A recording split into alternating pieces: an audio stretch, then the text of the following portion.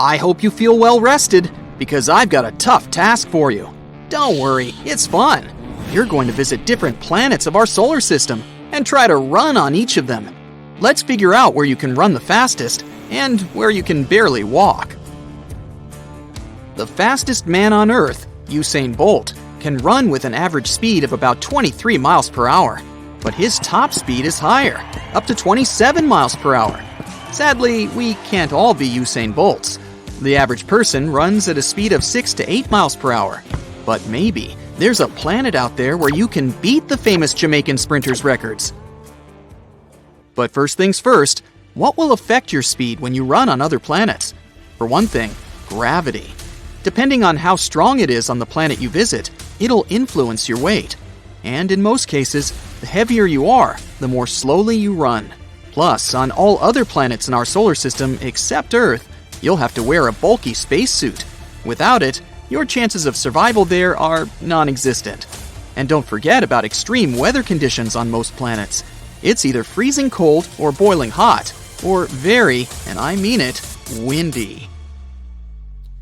Anyway, your amazing journey is about to begin. Buckle your seatbelt. The first planet on your itinerary is Mercury. As you sneak a peek at this world through the window of your spaceship, you notice that the planet looks eerily similar to the good old moon. But just a few moments later, you realize it's just an illusion. All over the surface of Mercury, you see craters left by space rocks. This may make your task of running on this planet way harder. This and your bulky spacesuit. Duh. But you wouldn't survive on Mercury without this protection. The temperatures on the planet are extreme, 800 degrees Fahrenheit during the day and negative 290 degrees Fahrenheit at night. But there's one thing that can work in your favor on this unfriendly planet. Let's say you weigh 155 pounds on Earth. Then on Mercury, you'd weigh around 58 pounds, which means that despite your bulky spacesuit, you can move way faster than you do on Earth. And maybe your speed will even reach 13 miles per hour if you try really hard. The next planet on your itinerary is Venus, also called the Morning Star. While coming closer, you see a world very different from the bluish planet you might have seen in books. Before landing, you have to get through a super dense atmosphere made up of carbon dioxide. And while your spacecraft is descending, you're watching thick clouds of sulfuric acid pass by. Venus is often called Earth's twin because these two planets are of similar size and density. No wonder that on Venus, you weigh almost as much as you do on Earth, 140 pounds. So your weight is a bit smaller here, but don't forget about your spacesuit. And still, because of almost the same conditions on the two planets, you'd be able to run a bit faster than on Earth at around 8.5 miles per hour. Your first impression of Mars is that it's freezing cold. The average temperature here is about negative 80 degrees Fahrenheit. Even from afar, the planet looks reddish. Once you make your first step on the Martian surface, you understand why. The ground's covered with rusty-colored dust. The same fine dust is floating in the air around you. Wherever you look, you see golden, brown, tan, and even greenish hues. They depend on the minerals that make up the soil. The size of the dust layer varies from area to area, but in most places, it's around 7 feet thick. That can make running much more difficult. On Mars, your weight would be much smaller than on Earth, a mere 58 pounds. This will help you achieve an impressive speed of 12 miles per hour. Aren't you a champ? What's that on the horizon? It looks like a tornado. Is it a dust storm? Then it's time to make a run for it. Dust storms sometimes cover the entire planet, and you can even see the largest ones from Earth. And now you're facing a problem. You see, Jupiter, as well as Saturn, is a gas giant. This means that the largest planet in the solar system, and Jupiter is so large it could swallow 1,300 Earths, doesn't have any solid surface. Well, you'll just have to imagine what your running workout would look like if you could run on Jupiter. This planet has an atmosphere that consists of hydrogen and helium gas. During your descent, you admire thick brown, yellow, red, and white clouds. They make the planet look colorful and beautifully striped. On Jupiter, you'd weigh 390 pounds. You'd have to break a sweat to simply walk there, wearing your clumsy spacesuit. If you could step on the planet's surface, that is. If you tried to run there, your best result would probably be a speed of 1 or 2 miles per hour. To make matters worse, it's extremely windy on Jupiter, with the wind speeds ranging from 200 to 400 miles per hour. Do you see those rings? That's Saturn, another gas giant with no solid surface. This planet's made up of mostly hydrogen and helium, and its temperature and density change the deeper you go. If you decided to leave your spacecraft and step on Saturn's surface, you'd just fall into the planet. But from above, it looks as if Saturn does have a surface. The seemingly solid yellowish-brown sphere is surrounded by several layers of clouds. The visible outer layer is made up of ammonia clouds. Under them, there are hydrosulfide clouds, and the innermost layer is made up of clouds of water. Even though Saturn is a gas giant, your weight wouldn't be very different here, around 165 pounds. That's because the planet's gravity is similar to that of Earth.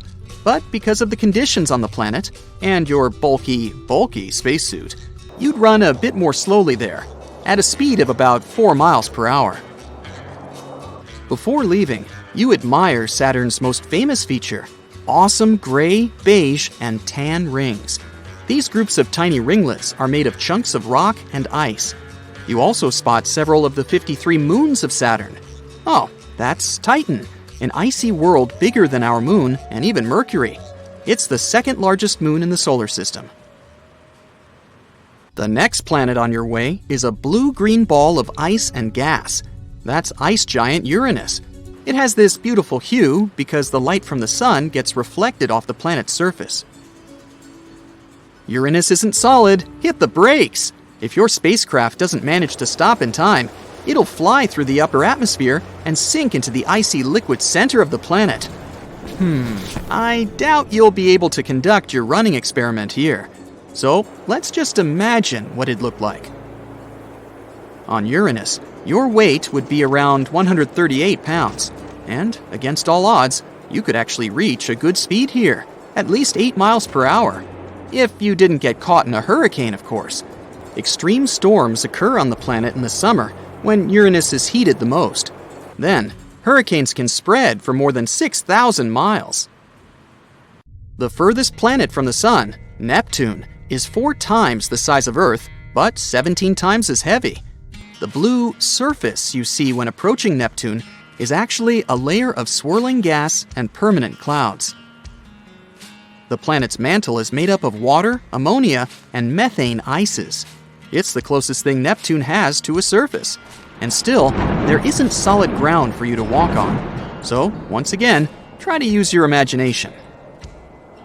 On Neptune, you'd weigh a bit more than you do on Earth, 174 pounds, but your running speed would be just a bit lower than on Earth, around 5 miles per hour.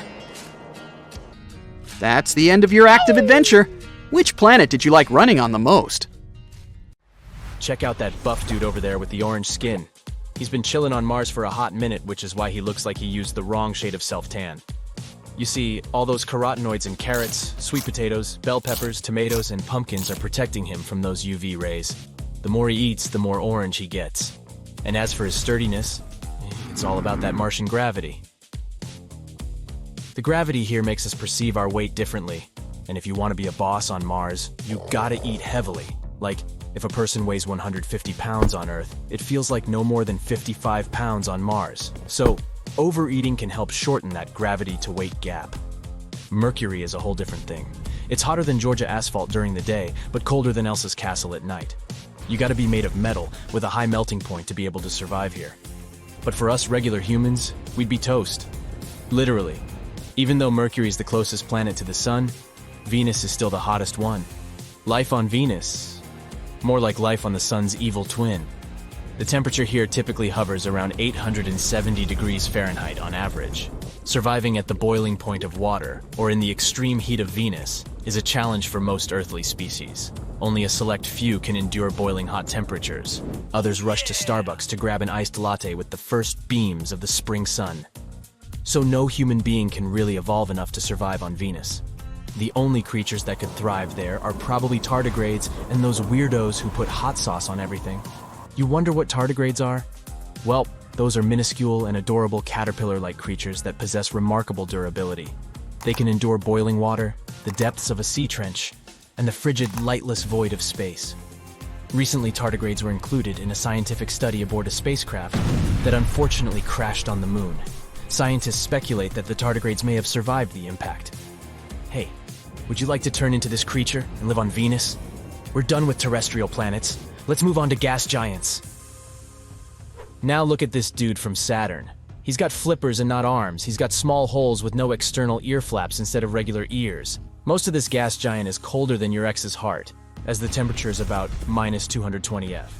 You can't walk on it, but you can turn into a snowball or an ice crystal if you're feeling frisky.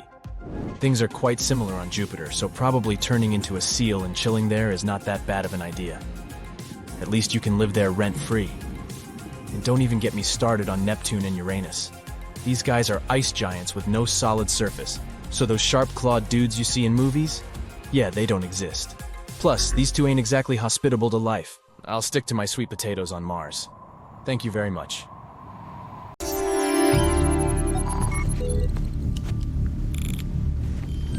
1.5 feet with the Earth's gravity. Verification complete. Now the simulation room will recreate Mercury.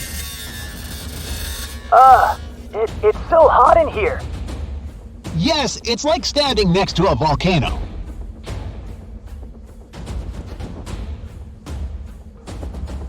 Your jump is 4 feet high. Now switch to Venus. Wow, this place looks scary. On the real Venus, everything is toxic.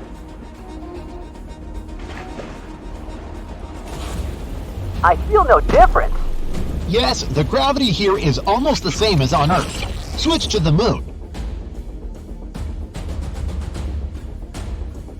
Gravity on the Moon is 10 times lighter than Earth's, 9 feet.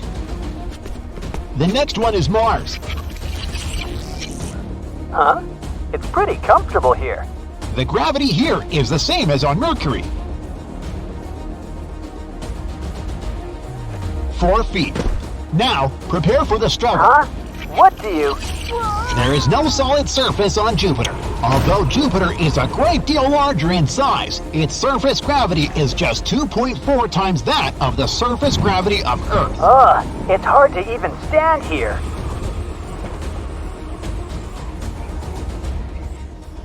Only half a foot. Got it. Switch to Saturn. There is no solid surface here either, but Saturn's gravity is almost the same as Earth's. Now Uranus. It's so cold. It's 5 times warmer here than on the real Uranus. Seriously? My legs are numb. 1.7 feet. Gravity is slightly weaker than Earth's. That's Neptune for you. Your jumps are 1.3 feet high. Gravity is slightly stronger than Earth's. Get me out of here. Turn off the simulation. Now, let's pretend that humanity faces a huge threat from outer space. So we'll imagine that a giant planet-eating octopus comes to our solar system to eat Venus, Mars, Earth, Jupiter, and other planets, except Saturn. Therefore, people decide to move to the big planet with giant rings. Fortunately, they already have cool technologies that allow them to make such trips. So we get into giant ships, take off, and fly to Saturn. Life on the planet itself is impossible because it has no solid ground. The ship won't be able to land there. This is a giant gas ball that is 9 times wider than Earth. To compare their sizes, look at a 5-cent coin and a baseball. And the planet's atmosphere consists mainly of hydrogen and helium. So if the ship starts to land, it'll never reach solid ground. And the lower it goes, the higher the pressure it will experience. Eventually, the ship will just be crushed. Therefore, we have only one choice: the rings of Saturn. They're made up of giant, medium-sized, and tiny particles of ice and rock flying around the gas giant at tremendous speed. They were formed from comets flying by. Saturn's gravity knocked these celestial bodies off their course and crushed them with its pressure. Fragments of these comets began to accumulate around Saturn, forming rings. Now, some of these particles fly faster, some are slower. The closest to the planet is the D ring. It's followed by rings C and B. Then there's a large gap called Cassini division. Rings A, F, G, and E come after. This classification is very convenient for creating a ring map. So people approach the rings, but don't dare to land on them. First, they send test capsules with robots to scout the area. The robots choose a suitable location on the E ring. In fact, the distance between the rocks is quite large, and the ship can easily fly there. There are tiny particles, huge rocks the size of houses, and comets the size of a whole mountain. The first robot flies up to a large rock at high speed. At this moment, a baseball-sized stone pierces the robot's body. Another robot gets smashed between two colliding boulders. The third robot gets caught in a rain of sharp icicles and breaks. People have big engineering workshops on their ships, so they build new capsules and new robots. This time they're made of more durable materials, so the robots reach a big rock again. A few particles crash into them, but don't break through the armor. The machine set up a small station on a flying rock where people can live. But after a couple of hours, a big chunk of asteroid smashes the station. Well, seems like we need another strategy. Giant ships scan the entire area of the E-ring and calculate the trajectories of billions of stones. After lengthy calculations, people finally find the perfect places in the middle of this chaos that will stay intact for a long time. They land on these large rocks in their capsules and begin to settle down. They build stations and small houses and install powerful batteries on them. Saturn is located at a distance of 9.5 astronomical units from the Sun. 1 unit is the distance from the Sun to Earth. So, Saturn is a pretty cold place. That's why there's so much ice flying around it. But how to get the energy to heat it all up? There's too little of it on large ships. Besides, solar panels are ineffective here because of the great distance from the Sun. Therefore, scientists create a way to generate kinetic energy from flying stones. It's like a windmill. When the wind drives the fans, these movements are converted into energy. So engineers build panels that collect power from the moving stones. But it doesn't slow the speed of rocks down because Saturn's gravity continues to move them. Thus, people receive a source of almost limitless energy. Some space stations have plants and trees that produce oxygen through photosynthesis. Only instead of sunlight, they get energy from ultraviolet. Then people fill large tanks with oxygen and carry them to their homes. People begin to occupy the adjacent rings. You don't need a lot of fuel to get from one place to another. You can land on a rock, calculate its route, and wait for it to bring you to the needed point. Then you can move to another one, and so on, until you reach your destination. More and more people leave their ships and move to the rings. It seems that life is getting better, but then psychological problems begin. Constant movement in the vacuum of space drives everyone mad. Imagine living on a carousel that never stops. You can't walk to the store whenever you want because it always flies away. No one can go out for a walk, even in a spacesuit, because there's a chance to come across a rock flying at high speed. You can't plan anything because, at the moment, your plans can be ruined by a giant piece of ice. Computers don't help either. They can't calculate the trajectories of all space bodies. Rocks tend to break and split into hundreds of smaller ones. Also, new comets fly by and also become part of the rings. All this creates uncertainty and causes a sense of anxiety in people. Besides, it's dark, cold, and very lonely on the rings. Now think about building a base on a space object, but your best friend lands on another one a few miles away. Then, a giant icicle crashes into his rock and increases its speed. And a few days later, your friend is too far away. And it happens all the time. The only way to change your life is to settle on one of Saturn's moons. The planet has 83 of them. People have already confirmed and named 63, and the existence of 20 others has yet to be confirmed. They're all like different worlds. Some of them may be habitable, and the best candidate among them is Titan. There may be water on it, and its atmospheric pressure is only 1.5 times greater than Earth's. Its atmosphere consists of nitrogen and a little methane, forming carbon smog in Titan's upper layers. For this reason, we can't study this moon from Earth. But the coolest thing is that Titan flies outside the rings of Saturn. This means people can lead a quiet life there. There's also satellite Phoebe, covered with craters like our moon. This giant celestial body looks more like a gigantic meteorite. People have a lot of choices of where to start a new life. During a couple of hundred years spent on ships near Saturn, humanity would learn everything about its satellites. But why did they try to live on the rings? Why didn't they land on one of the moons from the very beginning? Because, well, then this video would be less fun and a whole lot shorter. But what if we were initially born inside the rings of Saturn? Let's say a massive meteorite with frozen water got caught by the planet's gravity. There were the simplest life forms inside the ice, and then this life began to acquire more developed forms. Imagine that the large rock managed to remain untouched for hundreds of millions of years, and during this time, humans appeared. But of course, they would be very different there. Firstly, they wouldn't experience gravitational forces. This would make them taller, but weaker. People's skin would be pale because of the lack of light, but very hardy thanks to cold temperatures. Particles of ice and grains of sand flying in space would roughen people's skin. In such biological armor, without gravity, they would jump from one rock to another in search of food and water. And, by the way, that would be the main problem. How would people survive without oxygen in the vacuum of space? Where would they get their food? Saturn's rings are a pretty lifeless and dangerous place. If there are not even the simplest forms of life there, then how could such a complex one as the human appear? Therefore, even in theory, the appearance of people would be impossible there. You step on the surface of the moon. It's unusual. You definitely feel lighter here, and it's easier to walk.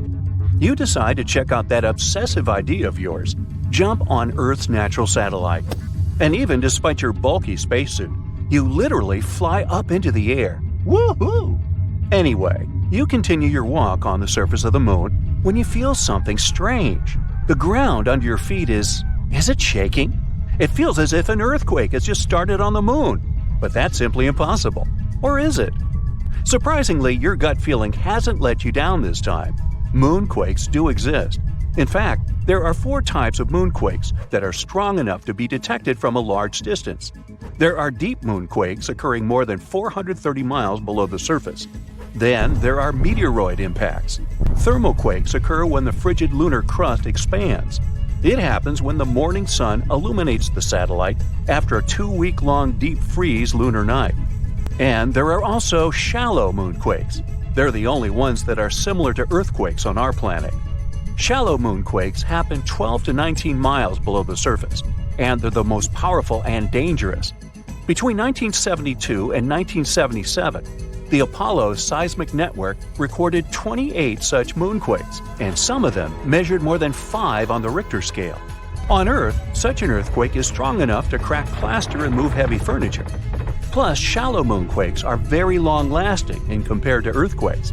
Once they get going, they can continue for up to 10 minutes. As for the average earthquake, it typically continues for 10 to 30 seconds.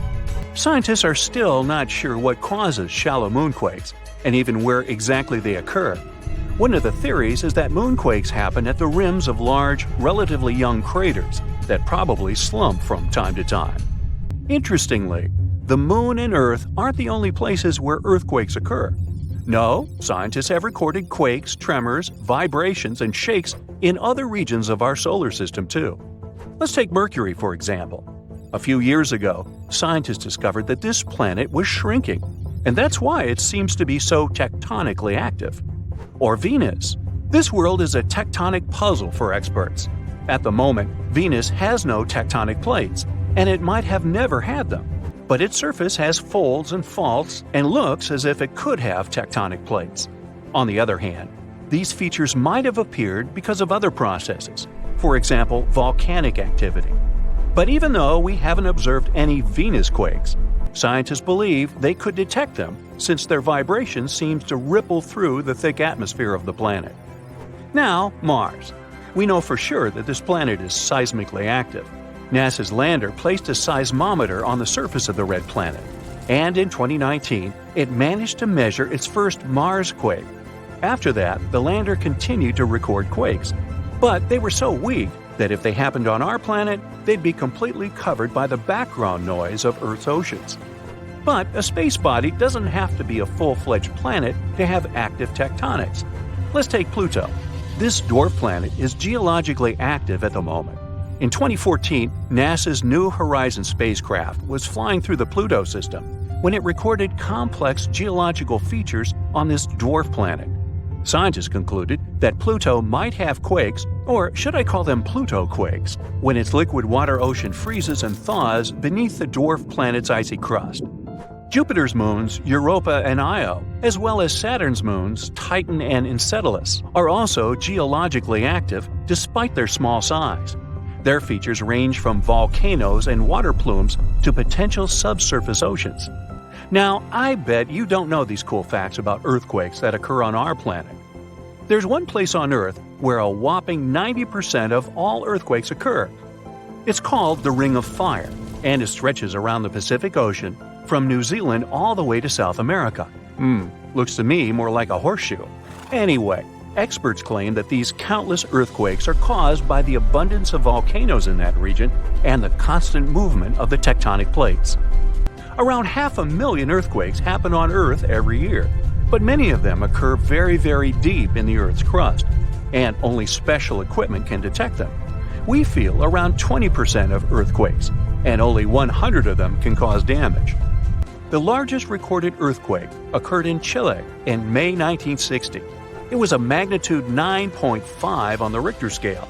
It was truly devastating. During that earthquake, seismographs detected and recorded seismic waves that traveled all over the world.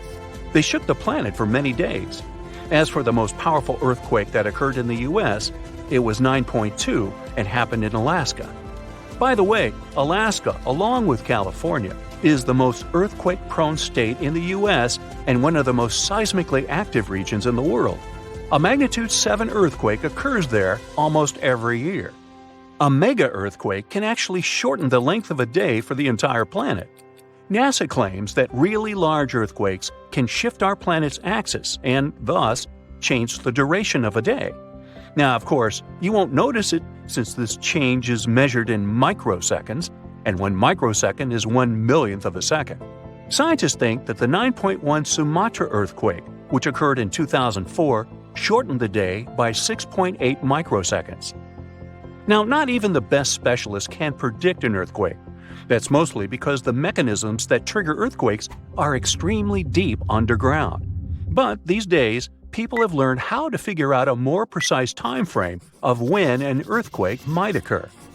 Earthquakes can be triggered by volcanic eruptions or, let's say, meteor impacts, but most of them are caused by the movements of our planet's tectonic plates. Earth's surface consists of 15 to 20 constantly moving tectonic plates. Pressure increases when they shift, and this can make the crust of our planet break. San Francisco is moving toward Los Angeles right at this moment. The speed of its movement is about 2 inches per year. That's as fast as your fingernails grow. It's happening because the two sides of the San Andreas Fault, which is the continental fault extending 750 miles through California, are slipping past each other. So, in several million years, Los Angeles and San Francisco will be neighbors. Lakes, ponds, and canals become slightly warmer and start to stink before an earthquake. It happens because gases get released when tectonic plates shift. Most animals feel these signs and change their behavior. For example, scientists noted toads completely disappearing before an earthquake in Italy in 2009. But as soon as the natural disaster was over, they returned. Even after an earthquake is over, you might still see water sloshing around in your swimming pool. There's no need to worry. This is a phenomenon called a seiche. The water can keep sloshing around for hours after the earthquake is over. For example, the pool at the University of Arizona lost some water from a seiche caused by an earthquake in Mexico that occurred 1,200 miles away. On February 27, 2010, a massive earthquake started in Chile. It measured 8.8 on the Richter scale. As a result, Earth's crust in that region was ripped so dramatically that a city called Concepcion moved 10 feet to the west. Another earthquake resulted in the tallest mountain in the world, Everest, shrinking by 1 inch. It happened in 2015 when a magnitude 7.5 earthquake caused several Himalayan mountains to decrease in size. The Japanese used to believe that earthquakes were caused by namazu, a giant catfish that lives submerged in the mud under the Japanese islands. The fish would thrash about, causing seismic activity. As for the ancient Greeks, they were sure that a powerful sea deity, Poseidon, produced earthquakes by hitting his trident against the earth when he was angry. According to Hindu mythology, 8 elephants hold Earth in place. They are, in turn, balanced on the back of a ginormous turtle, standing on the coils of an even larger snake. And every time any of these animals moves, an earthquake occurs. We've sent more spacecraft to study the local environment on Mars than on any other planet. We have no evidence that life exists on the red planet or ever did. But that didn't stop some people from wondering. Mostly because of the pictures that NASA's Perseverance and Curiosity rovers take regularly of Mars' surface. Feel free to check them out for yourself on the internet. They are free for anyone to see. Over time, some odd shapes have appeared here, and they're in these pictures, making some people believe there is some sort of creatures living there already. Back in 2008, one of the rovers took a picture of a rock that looked very much like a female figure. Other photos seem to show animal-shaped figures, utensils, or other Earth-like objects. Again, there is little to no proof of this theory, as rocks can be of all sorts of shapes and sizes. But if you look at the pictures, it does make you wonder. A lot of people in the scientific community do see Mars as a better place for long-term settlements, even though our moon is closer. Firstly, because it believed there is indeed water on Mars. It's just stuck in underground frozen lakes. The soil doesn't seem to be rich in nutrients, and it may have some harmful chemicals. Moreover, on the red planet, the gravitational pull is only 38% of Earth's, so it's easy to carry heavy objects here. On our moon, for comparison, the gravitational force is only about 16 and 1/16% of that found on Earth. We already have people studying how we might live on Mars right here on our planet. It's because certain regions of Earth closely mimic the harsher conditions on Mars. Devon Island, for example, is the biggest uninhabited island on our planet, located in the Canadian Arctic archipelago. It's easy to see why it's hard to live here. The soil stays frozen all year. The eastern part of the island is covered by a thick ice cap all year round. Summers here only last for less than 50 days and aren't really that warm. Not a lot of plants can grow here, so no animals can adapt to thrive and multiply. As such, the Hutton Mars project started here in 1997 to offer astronauts unique studying opportunities. There are few options here in terms of logistics and transportation, and communicating with people living outside the island is also a bit more difficult. All because of the temperature and barren soil. Think about it, if we can find solution to live here, we might be able to do it on Mars too. Regardless of our local training, the conditions on Mars are currently inhospitable. That's because it's really cold.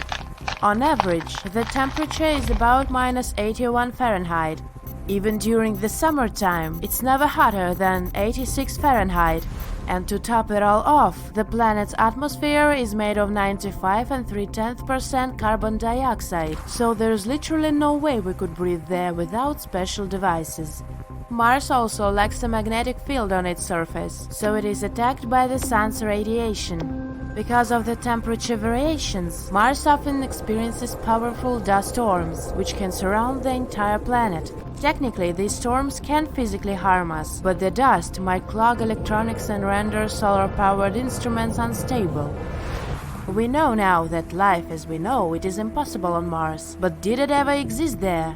This is a question long debated by scientists, since NASA's investigations have determined that some parts of Mars were habitable at one point. We don't know for how long or how far back, and just because something could have lived there, it doesn't mean it actually did. Other recent photos from Mars showed a cloudy sunset. Does that mean it also rains on the red planet? Well, not really.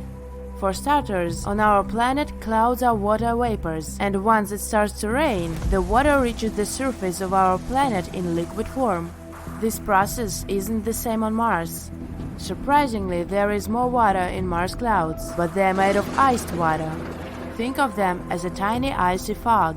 Combined with the thin atmosphere and cold temperatures, it keeps the clouds from ever falling to the surface. Sunsets are different here too. According to NASA specialists, there is some fine dust that makes the blue near the sun's part of the sky much more visible on Mars, so the sunsets here have more of a bluish tint.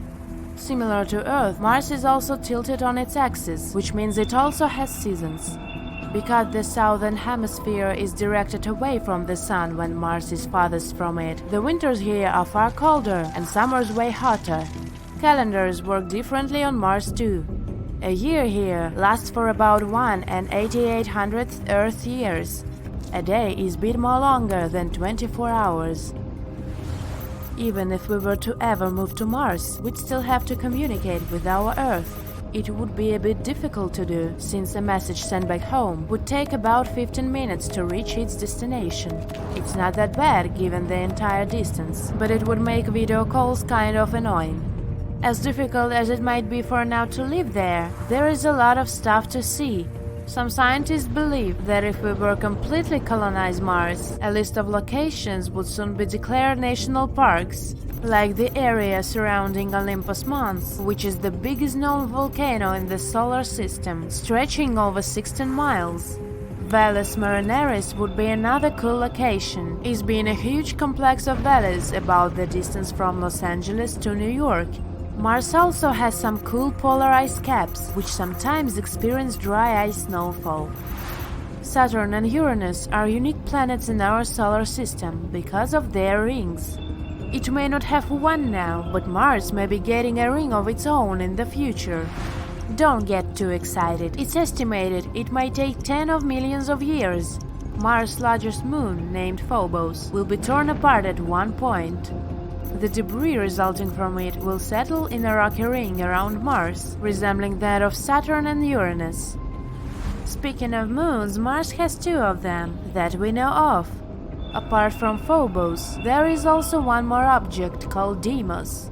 Both were discovered by an American astronomer named Joseph Hall back in 1877. The scientist had almost given up his pursuit to find Mars moons, but thankfully he was urged to continue the project. The next night he stumbled upon Deimos. 6 days after that initial finding, Hall found Phobos. These 2 space objects may be in fact some asteroids captured by Mars gravity. Another theory suggests they formed in orbit around Mars at about the same time the planet came to be. The fact that Mars has a really weak gravity may also be the reason for this fascinating event. Mars was hit by large asteroids many years ago, just like our planet was. A lot of that debris surely went back to the surface, but some of it was ejected back into space, as Mars' gravity wasn't strong enough to pull them back. They had quite a journey, some of them even ended up on Earth. These pieces of Mars also helped us understand the planet's unique features. We've continued to send robots to the Red Planet quite successfully in the past few decades, but it still remains quite difficult to imagine people will soon land on Mars. Even considering the current rocket technology, the journey would take us 6 months. And that's an optimistic scenario, given everything goes well on board. After landing, humans will be exposed to deep space radiation and microgravity. Both of these have serious effects on the human body, which we've yet to figure out how to counteract. That's why research is continuously performed on the International Space Station regarding the long-term effects of microgravity. The only life that we are certain about so far in the entire universe is on planet Earth. Whether that life is intelligent is, let's say, arguable. But anyway, it's not surprising that we're tirelessly searching for life on other planets. So far, they've discovered more than 4,000 of them. But what's even cooler, NASA has compiled a new list of 24 planets that aren't just Earth-like, they're better. The conditions on them are so good that they're more comfortable than on our planet. So let's examine some of them. KOI 5715.01. Let's be coy, shall we? This wonderful planet is in the constellation Cygnus. And why is it so wonderful?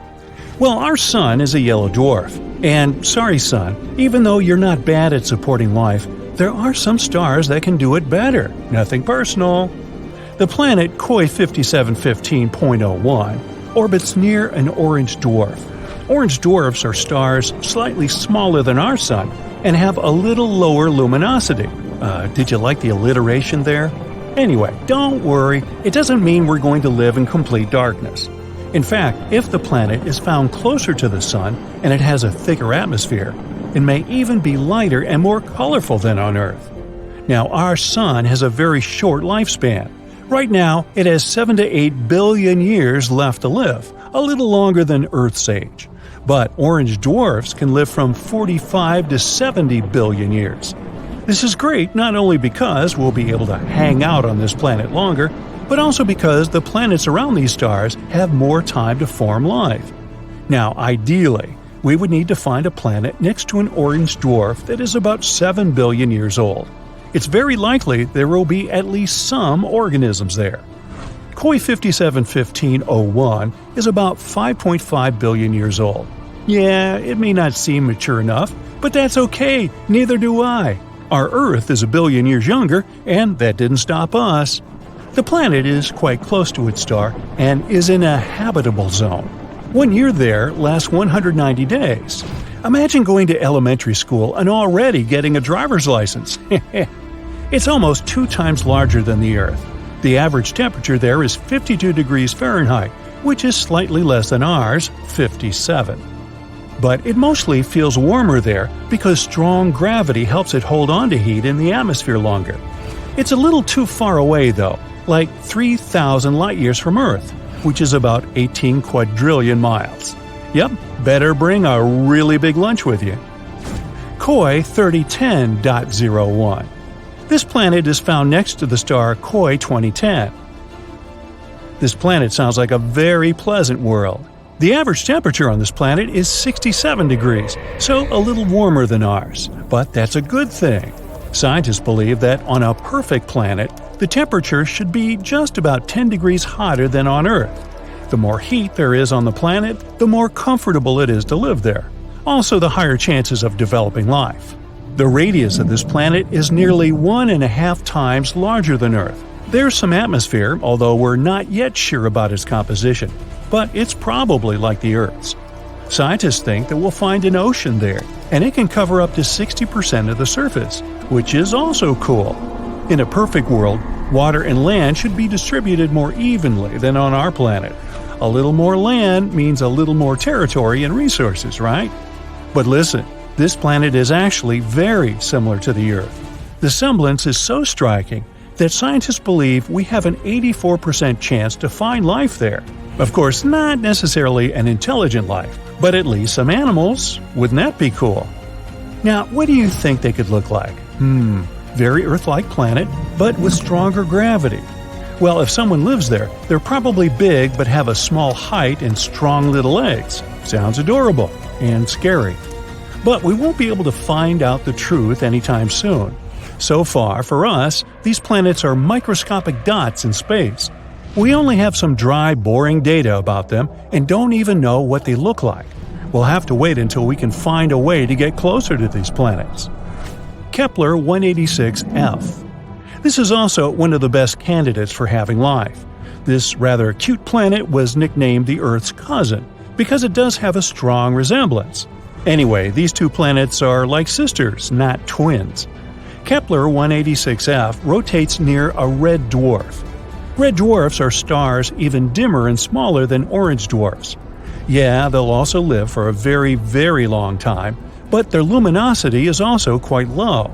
However, Kepler 186f is closer to its star than we're to our Sun, so it shouldn't be too dark there. Well, at least not night-like dark. The sky on this planet is sure to be an unusual shade of red, like sunsets on Earth. What do you think? Would you like to live on a planet with an eternal sunset? The size of this planet is about the same as Earth. Not bad, not perfect. Why so? Because the coolest planets are those that are bigger than Earth and have stronger gravity. Now you'll probably say, but wouldn't it be harder to walk there and even harder to get out of bed on Monday? Of course. But on the other hand, this planet will pull the atmosphere better. The atmosphere will be thicker and denser. This means more protection from the scary space stuff, more oxygen, and more heat. Not to mention the fact that the bigger planets have more space to settle. Awesome, right? But, of course, the Earth's size is also an excellent choice. Another cool fact is that the tilt of Kepler 186f is about the same as ours. It means that there should be stable seasons and a normal day-night cycle. Do you know how important the tilt of the planet is? Let's look at Mars. Mars is also, in fact, found in the habitable zone of our Sun, but its tilt is very unstable, and as a result, the entire ocean that could have been on it once now completely dried up. Today, it's just a red desert, and there's no life there. At least not as far as we know, but you see how important these tiny details are? This planet is also quite far away from us, 490 light-years. That's about 3 quadrillion miles. So yeah, we're just going to keep waiting for intergalactic travel. Kepler 62e and 62f. These planets were called the most Earth-like before we discovered Kepler 186f. They're very comparable to our home. Kepler 62e is about 1.5 times larger than Earth, and Kepler 62f is just slightly smaller than that. They're located in the constellation Lyra, which is about 1,200 light-years away from us. They both also orbit a red dwarf. 1 year on Kepler 62e lasts about 122 days, even less than on that first planet we talked about. Scientists believe that both 62e and 62f are sort of water worlds, warm places mostly, or even completely covered with water. If there is land there, it's probably just some islands. A world consisting entirely of islands. A fantasy dream for some, think Hawaii, and a nightmare for others, think Megalodon. But if you're a fan of ancient marine animals, just imagine how gigantic they could be there. Still, there are many things we don't know about this planet. Does it have a surface? What about its composition, density? One day, maybe we'll be able to answer these questions. And so, that's it for the super Earths. Of course, the original list is much longer, and you can go check it out on the internet. Now, the best thing about all this is that these are planets that are better than the Earth. But we also know thousands of other exoplanets that are just close enough to ours. And the odds are, a few of them have at least some form of life. But they're very, very far away, so we have no way to check it out right now. Perhaps, down the road, we'll find some cool creatures on many of them. Hop on! I've prepared a tour around Earth's fellow planets. Let's start with Mercury, the smallest planet in the solar system. During the day, the temperature on the surface of this planet can reach 800 degrees Fahrenheit, and during the night, it can drop to negative 290 degrees Fahrenheit. The temperatures here are so extreme because the planet has no atmosphere. Instead of it, Mercury has a thin exosphere. That's one of the reasons why Mercury is not habitable. The temperatures and solar radiation are too extreme for any organism to survive there. Now let's imagine there's a way to live on Mercury. Then what would life there look like? Mercury's surface resembles that of the Moon. Over time, meteorites left lots of marks on it. Unlike the Moon's surface, Mercury is grayish-brown. Now look up. The Sun on Mercury would appear almost 3 times as large as it does on Earth. The sunlight would be almost 7 times brighter. I wonder what type of sunglasses people would wear if we lived there. Can life appear on this planet in the future? Don't get your hopes up, it's very unlikely. Now, how about landing on Venus? You might think the hottest planet in our solar system is Mercury, since it's the closest to the Sun. But in reality, this title goes to Venus. What is it that makes Venus boil? The biggest reason is its atmosphere. It's made up almost entirely of carbon dioxide. The atmosphere is so thick that it leads to the planet warming up non-stop. Basically, the gases in the atmosphere prevent thermal radiation from leaving Venus. So, the planet simply can't cool down. The water on its surface constantly turns into vapor.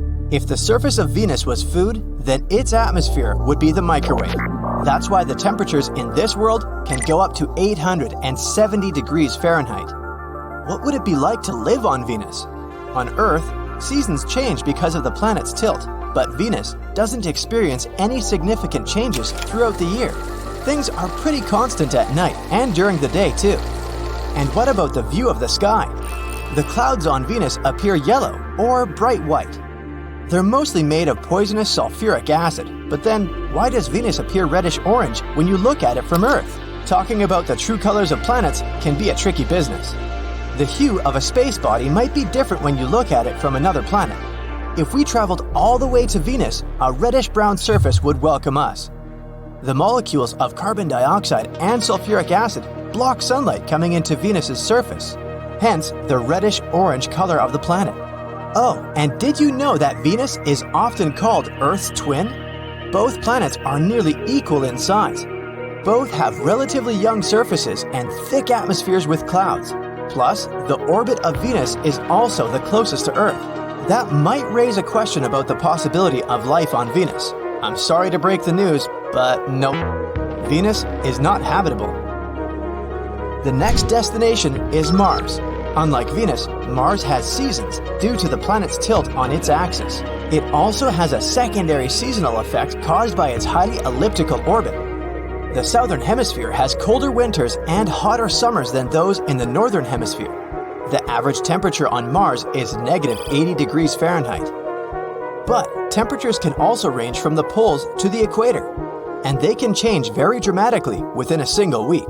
Still, not that bad compared to the previous two planets, huh? Is Mars habitable?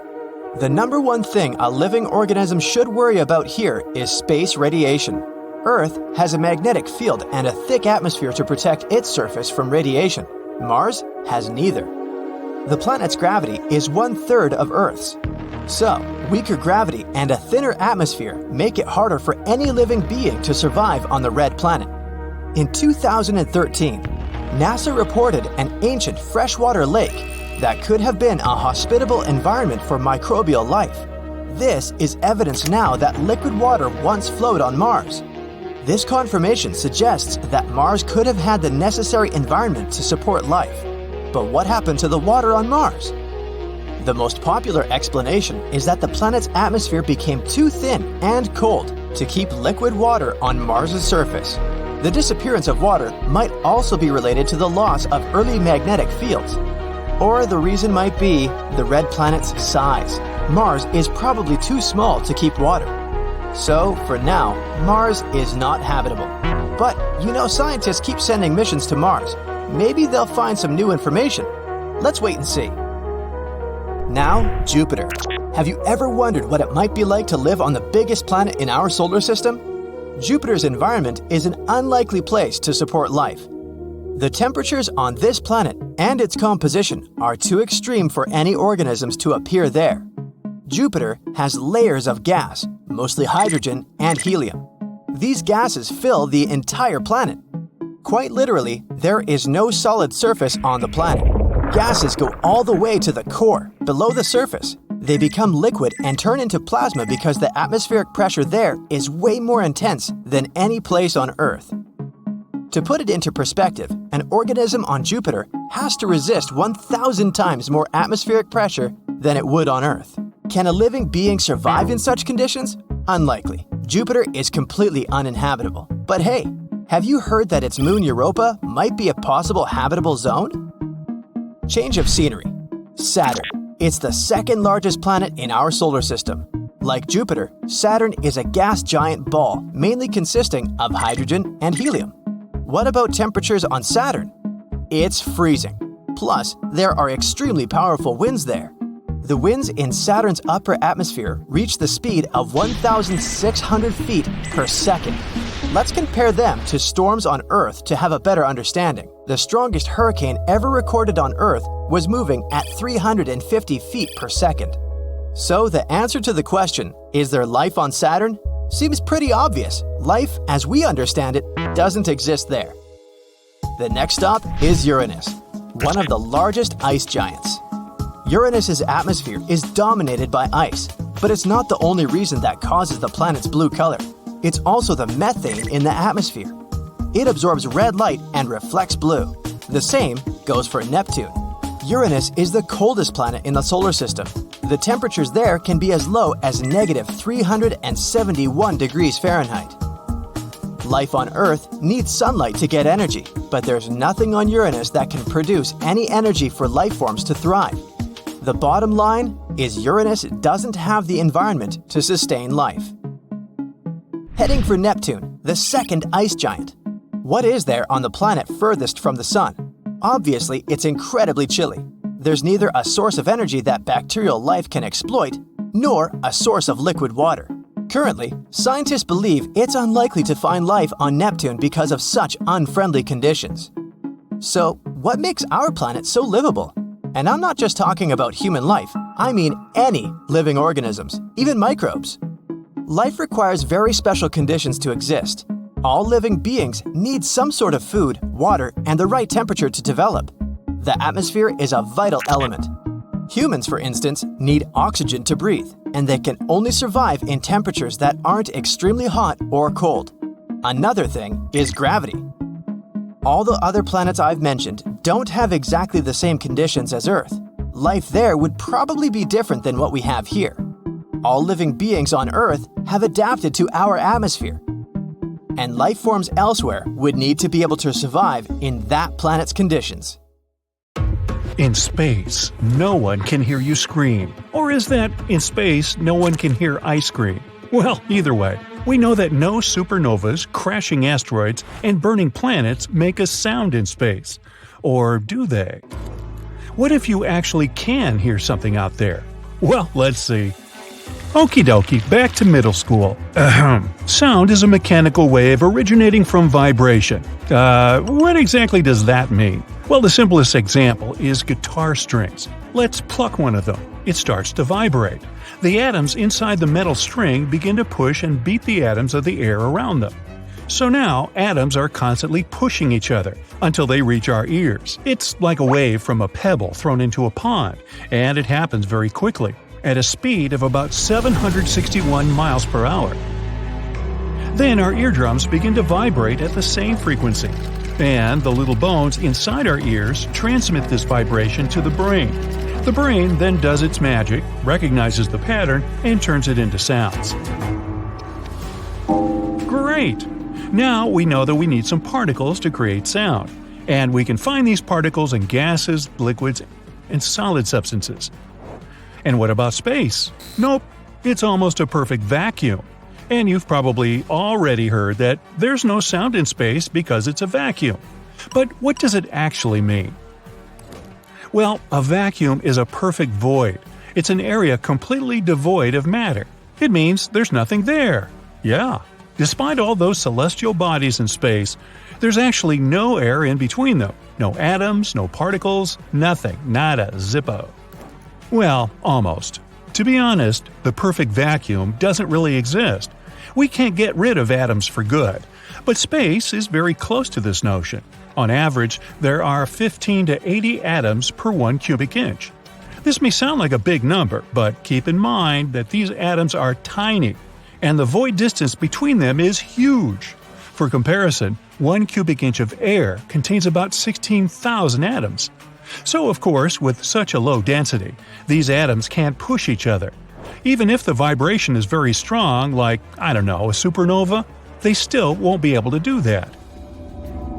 So, movies have been lying to us. All these epic space scenes actually take place in an awkward silence. Who would have guessed? But don't get upset.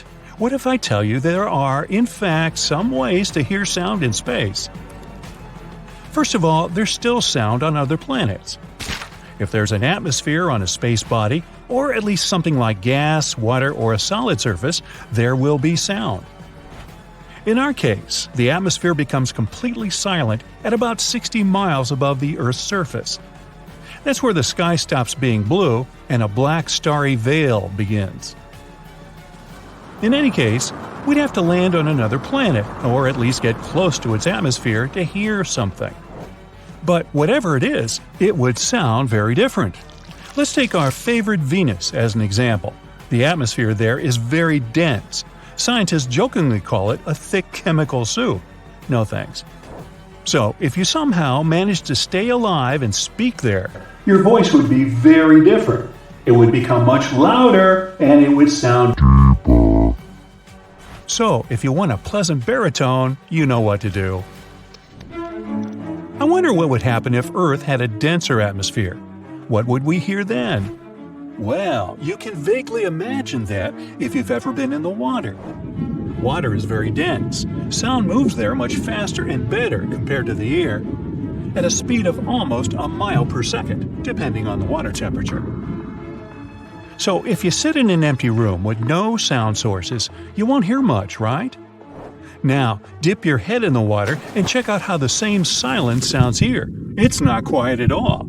Even if you ignore the ever-present sounds of the water itself, you'll immediately notice how well you can hear your own body, how your blood pulsates in the veins, how your heart works, the slightest movement of your fingers.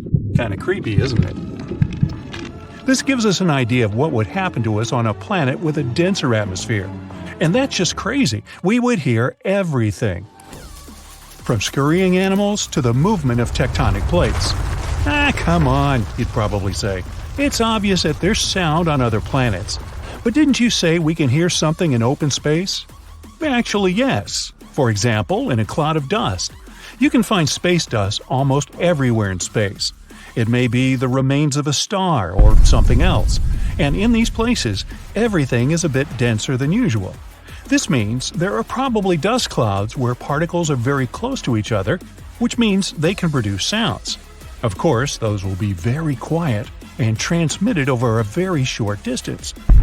But it's better than nothing, right? Plus, we already have one real space sound recorded. It came from the Perseus galaxy, which is located 250 million light-years away from us. NASA recorded it in 2003. Those of us music geeks will want to know that it's a B-flat, 57 octaves below middle C on the piano. You'd have to add another 660 keys to the left on the keyboard. But its frequency is so low that the human ear unfortunately can't hear it. But besides that, we can only hear something inside spaceships. These are small pockets of air, after all. In a spacesuit, you would hear sounds very well, too, including your breathing or blood circulation in a spacesuit. But two astronauts flying side by side wouldn't hear each other, even if they got very close and shouted very loudly. It's quite funny. If you, being an astronaut, bumped into something, it would be very loud for you, but your friend wouldn't hear anything. That's why astronauts use radio devices. 291, cancel your call, 2879 will handle. Now, purely theoretically, if you could somehow crawl out of your spacesuit and survive, you'd be able to hear the chatter and noises going on inside the spaceship. But how? So look, we have some air inside the spaceship and it transmits sound. It reaches the metal casing and gets through it. And then, if you leaned against the ship, preferably touching it with your elbow or knee, the sound would be transmitted to the brain directly through your bones, ignoring the ears. Yes, our bones conduct sound. That's how, for example, deaf people listen to music. It's called bone conduction. It's used in some headphones and some other technologies.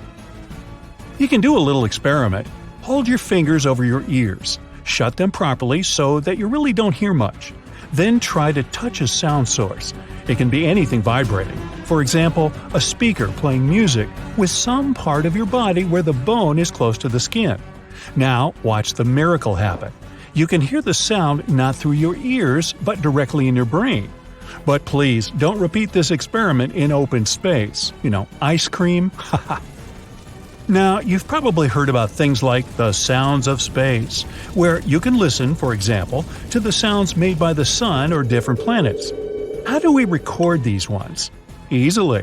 There is another way to hear sound in space: electromagnetic waves. In other words, a radio. Radio is the same form of electromagnetic radiation as light.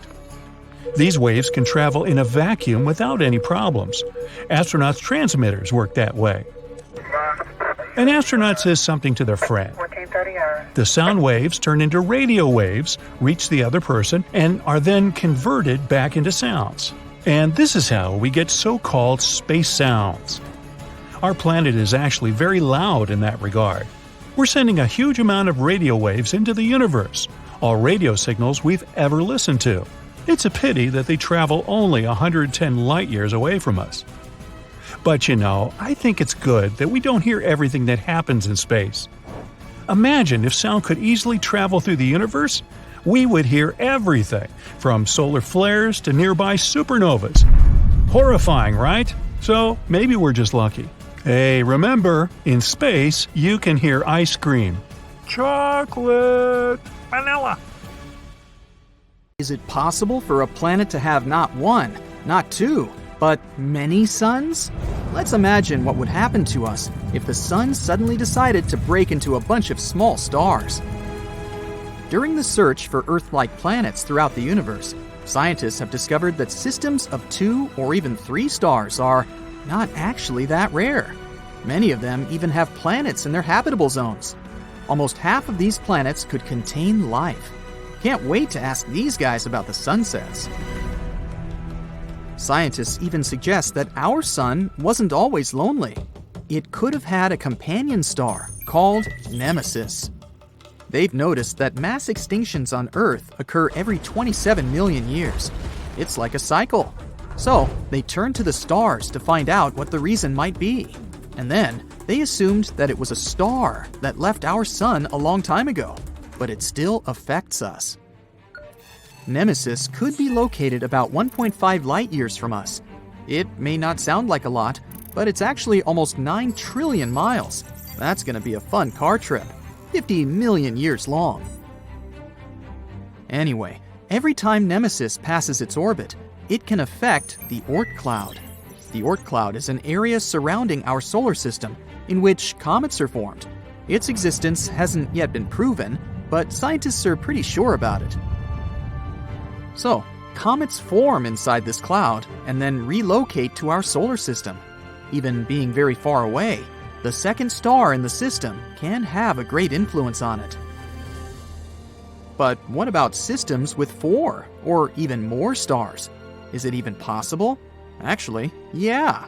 But the more celestial bodies you add to the system, the more difficult it becomes. The orbits grow unstable.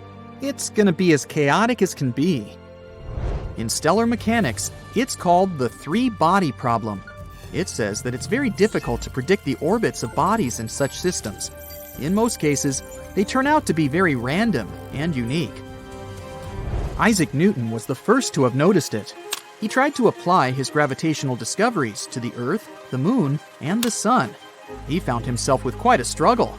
It wasn't easy to understand how 3 stellar objects orbit so stably around each other. And that's just a planet and a satellite. How about including several stars? I wouldn't envy those who'll have to calculate all this. Oh, right, it's me. Anyway, we know that triple star systems are ridiculously chaotic. But what about systems with more stars? They're very, very rare. In 2021, NASA discovered a star system of as many as 6 stars. That's just crazy. Of course, there are no planets in it, but who knows? Maybe one day we'll find such a system too. In such worlds, the gravity dance is very complex. It takes very specific conditions to hold everything together. It's like walking on a tightrope over an abyss. With all this in mind, let's try to imagine what would happen if the sun suddenly turned into several small stars. Oh, we're going to need a very detailed simulation. No, probably even a dozen simulations to make this thing work, because otherwise, we'd only have a few options. Option 1. we divide the sun into 5 to 10 tiny suns. Now we'll scatter these guys not far from each other. They'll destroy our system in a couple of hours. Yeah. All star systems, including ours, are in constant motion across the universe. So, they'll crash into each other almost immediately.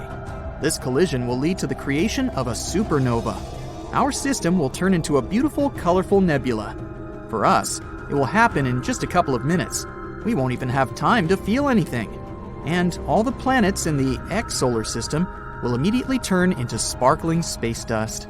But it's not the best option for us, right? Let's see if it can go any other way. Option 2. Since they can't be located so close to each other, let's try to set them as far away as possible. And in this case, they'll just leave. Bye-bye. Their gravitational force is too weak to hold everything together. The little suns will simply leave the solar system, flying into space in random directions.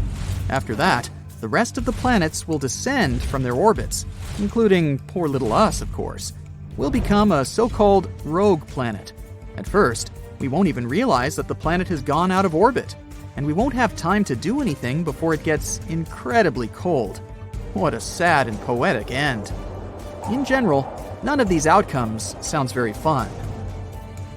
Oh, alright, we still have the last option. Our main problem is that we make each of these little stars the same mass. But just take a look at all these multi-star systems that we've already discovered.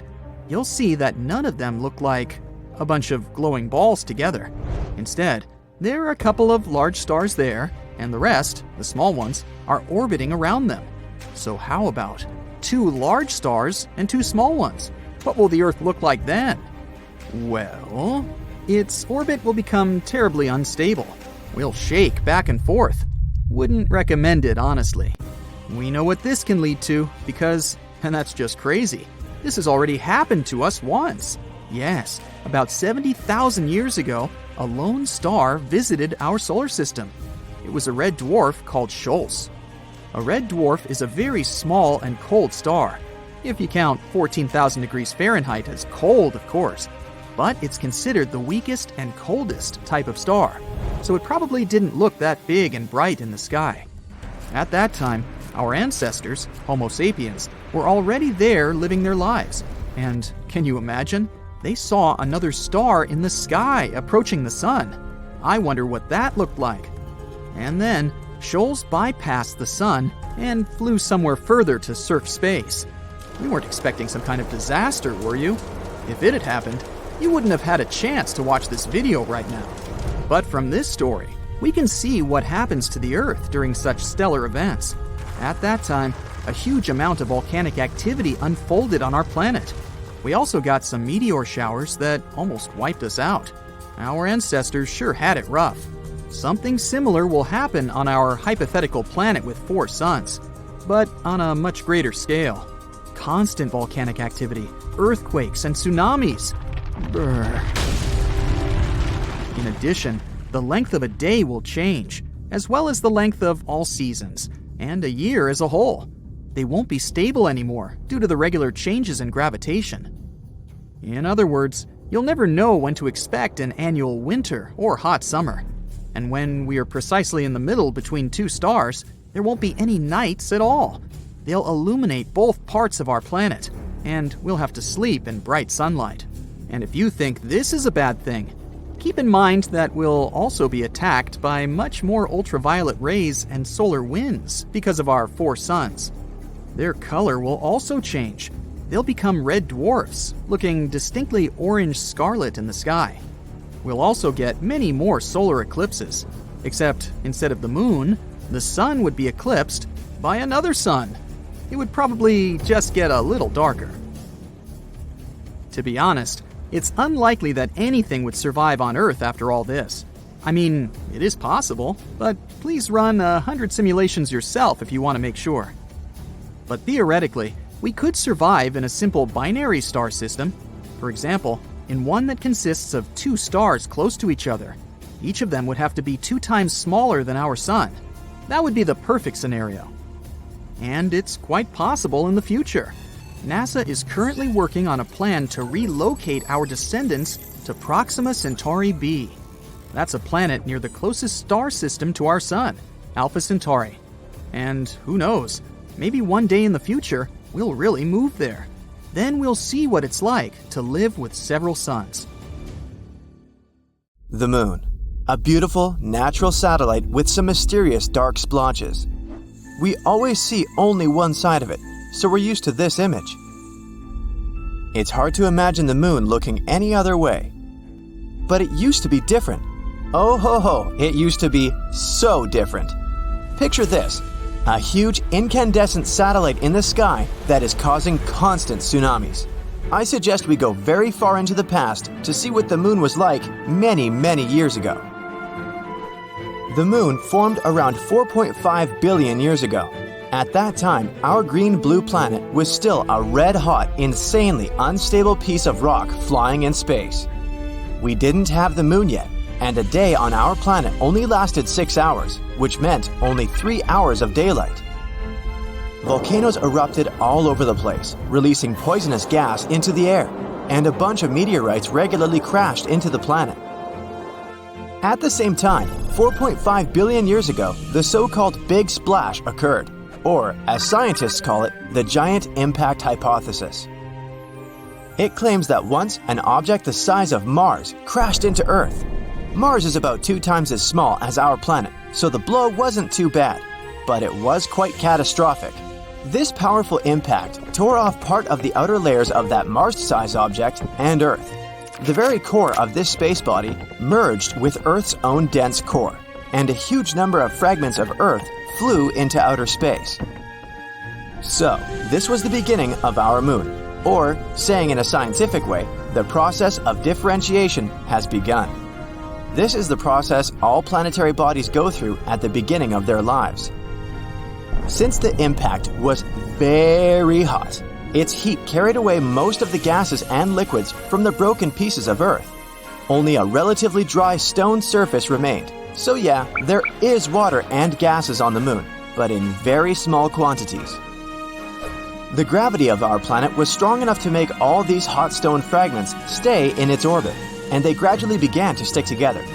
The chemicals they contained were distributed in layers. Iron, which was heavier, sank deeper inside, and lighter elements formed the surface. In a short time, 100 years or less, the ring of steam, dust, and molten rock fused together. The largest clusters with the strongest gravity attracted more and more particles, gradually forming the Moon.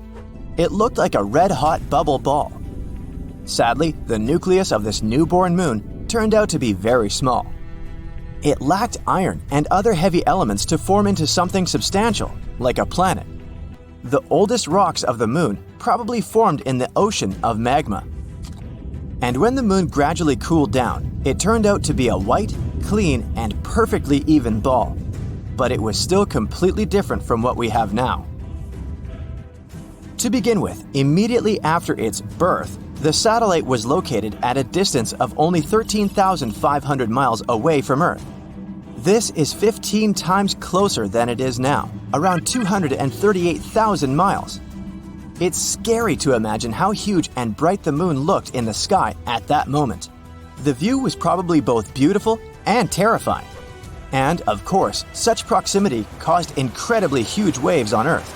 The planet experienced regular tsunamis. Also, at that time, the Moon was spinning very fast, and it wasn't turned to Earth with only one side. But, in general, Earth and the Moon had a positive impact on each other. For example, it was the Moon that made our day last 24 hours. Now, Earth's axis is mostly tilted 23.5 degrees from the plane of its orbit around the Sun. Without the Moon, Earth rotated rapidly, but thanks to the satellite, the planet's tilt stabilized, which led to a wide and pleasant variety of climates on Earth. To be fair, the gravity of our planet also helped the Moon. Thanks to it, the Moon began to rotate more and more slowly while gradually moving away from us.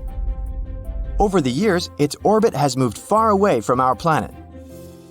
At the same time, the Moon became tidally locked to Earth. This means that its rotation period coincides with its orbital period. Or, in other words, the Moon moves around itself as fast as it moves around the Earth. That's why the moon always faces our planet with only one side. When the moon moved away, tides on Earth became calmer. Now, water could flow to the most remote corners of our planet. It was then that life appeared on Earth. But back to the evolution of the moon itself. What was happening on its surface after its formation? The next stages of the moon's development were childhood and adolescence. And as is usually the case at this stage, this period was insane.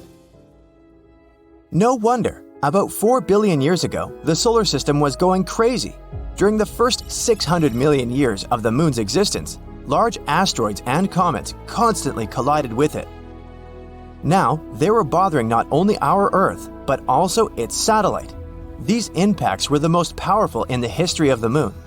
They left many large craters, which were later filled with dark rock. So, Earth wasn't enough for you, huh, space? Once, a dwarf planet crashed into the moon. It was about the size of Ceres, the largest object in the asteroid belt between Mars and Jupiter. This explosion formed the SPA basin and also forever changed the appearance of the moon. Can you see that dark spot on the far side of the moon? Right there in this very south? This spot is called the South Pole Aitken Basin. Its diameter is about 1,600 miles. And yes, it was formed by the impact I've mentioned, about 4.3 billion years ago. This planet brought with it a bunch of complex and strange chemical compounds that scientists are now finding all over the far surface of the moon. These compounds began to emit a lot of heat, melted part of the lunar mantle, and, oops, accidentally woke up volcanoes. The volcanoes began to erupt furiously. A huge amount of magma was distributed over the surface of the moon. Many years later, it cooled down, leaving behind those famous dark splotches that we're so used to. They're called the lunar maria. There are much fewer craters there than on the lunar highlands. But for the last billion years, the moon has been geologically inactive, except for occasional collisions with meteorites. In general, the appearance of the moon changed forever as a result of these events, and, battered and tired, it entered adulthood. But even then, it couldn't get any peace. A bunch of meteorites decided to bother it again. Honestly, it wasn't that bad. There were many collisions, but all of them were quite small. They just left a bunch of craters and pits on the moon and maybe damaged its mantle a little. Some of the collisions deepened already existing large craters. The moon's crust was getting thinner and thinner over the years because of all the chaos going on. And now we call this upper part of the lunar crust covered with craters the lunar highlands. All those white and bright areas of the moon, the highlands. But in the end, the universe finally calmed down. For now at least, and the moon began to look the way it does today. There are still many things we don't know about Earth's natural satellite. There are moments in its history that scientists still can't accurately explain, but they're continuing to study our beautiful satellite. The data about the moon is useful to people not only for its own sake. It gives us a more complete picture of both the history of our solar system and space as a whole. So, let's hope that one day we'll be able to find out everything there is to know about the moon. If the sun decided to stop producing light, then the animals in the wild would be the first to notice. Most animals need daytime to roam from place to place, especially in the large savannas in Africa. Zebras, wildebeests, and giraffes all need the day to move to avoid predators. As soon as the sun goes down, it's their bedtime. If the sun suddenly went dark, animals wouldn't comprehend what was going on and would simply become an early lunch for predators. Nocturnal creatures would be equally confused at the time change. Birds usually flock during the day, so we wouldn't hear or see any of them. We have them to thank for eating pests in the sky. Well, them and bats. But if you're in an area with no bats, then consider the insects to be the winners here. Temperatures would start to drop gradually. Humans would notice the effects as well. We're used to having the sun shining at the peak of noon, but with the sunshine's disappearance, we would be living in total darkness. It'd just be a matter of survival. If the sun suddenly got dark, then we'd only have around 8 minutes to enjoy the rest of it. That's because it takes that much time for sunlight to travel thousands of miles across the solar system. We would have to use UV lights to grow some crops, but it wouldn't be enough to feed the whole world, not to mention the dropping temperatures across the world. Survival would be difficult in the open plain. Everyone would have to duck inside shelters and warm bunkers. Plants need photosynthesis to grow. Without it, we wouldn't have any crops. Bread wouldn't exist, since it needs wheat. Even the algae in the oceans need photosynthesis to survive, which is the highest source of oxygen rather than forests. This means oxygen levels would start to deplete. Large bodies of water like lakes, oceans, and seas would also start to lack oxygen to sustain marine life. One of our main sources of vitamin D is the sun. There are other ways of getting it, but the sun is the best and most convenient way. Without crops or vegetation, all the herbivores would have to rummage for the last green grass on land or a leaf hanging from a tree. They would soon run out of food, which would also be bad news for us humans, since we need animals like cows, horses, and sheep for our livelihoods. This wouldn't happen overnight. Of course, the oceans would remain warm for some time, but eventually, they would get cold and freeze. Earth is still a planet powered by an iron core that produces so much heat. This would not be enough to keep the planet warm. Our next step would be finding the right shelter and keeping warm. If this happened overnight, then chances are there wouldn't be any ready-made bunkers for a scenario like this, unless you're watching this video and decide to build one after. They would have to provide heat 24/7 and be capable of growing crops under UV light. Solar-powered facilities would be a thing of the past. People would have to wear sustainable suits when venturing out into the open. Since it would be so dark, we would need strong lights or powerful night vision goggles to see anything. The lands would be desolate. Nocturnal creatures that can handle freezing temperatures would take it over. Structures would collapse, since there would be oxygen depletion. Concrete needs oxygen to remain intact. The bunkers themselves would have limited oxygen as well. We would need to uproot many trees and place them under strong UV lights for them to produce oxygen. In turn, it would produce its ecosystem in the large underground bunkers. The oceans on the surface would freeze over eventually. Gathering any natural resources from the ocean floor, like gas or oil, would be impossible. The large object, which used to be a bright and sunny star, would still be floating around. But what would happen if the sun disappeared overnight? Well, pretty much the same thing, except way worse. The sun is the largest celestial object in our solar system, which keeps all of our planets lined up the way they are. They orbit around the sun, minding their own business. Without such a large object keeping them steady, the planets would start to float around randomly. Some might even collide with each other. In other cases, the planets would just float around and fly off into space eventually, until they found a new star to orbit around. Earth might or might not be one of those planets. Our planet would still be dark. We would be flying through space at an unusual speed.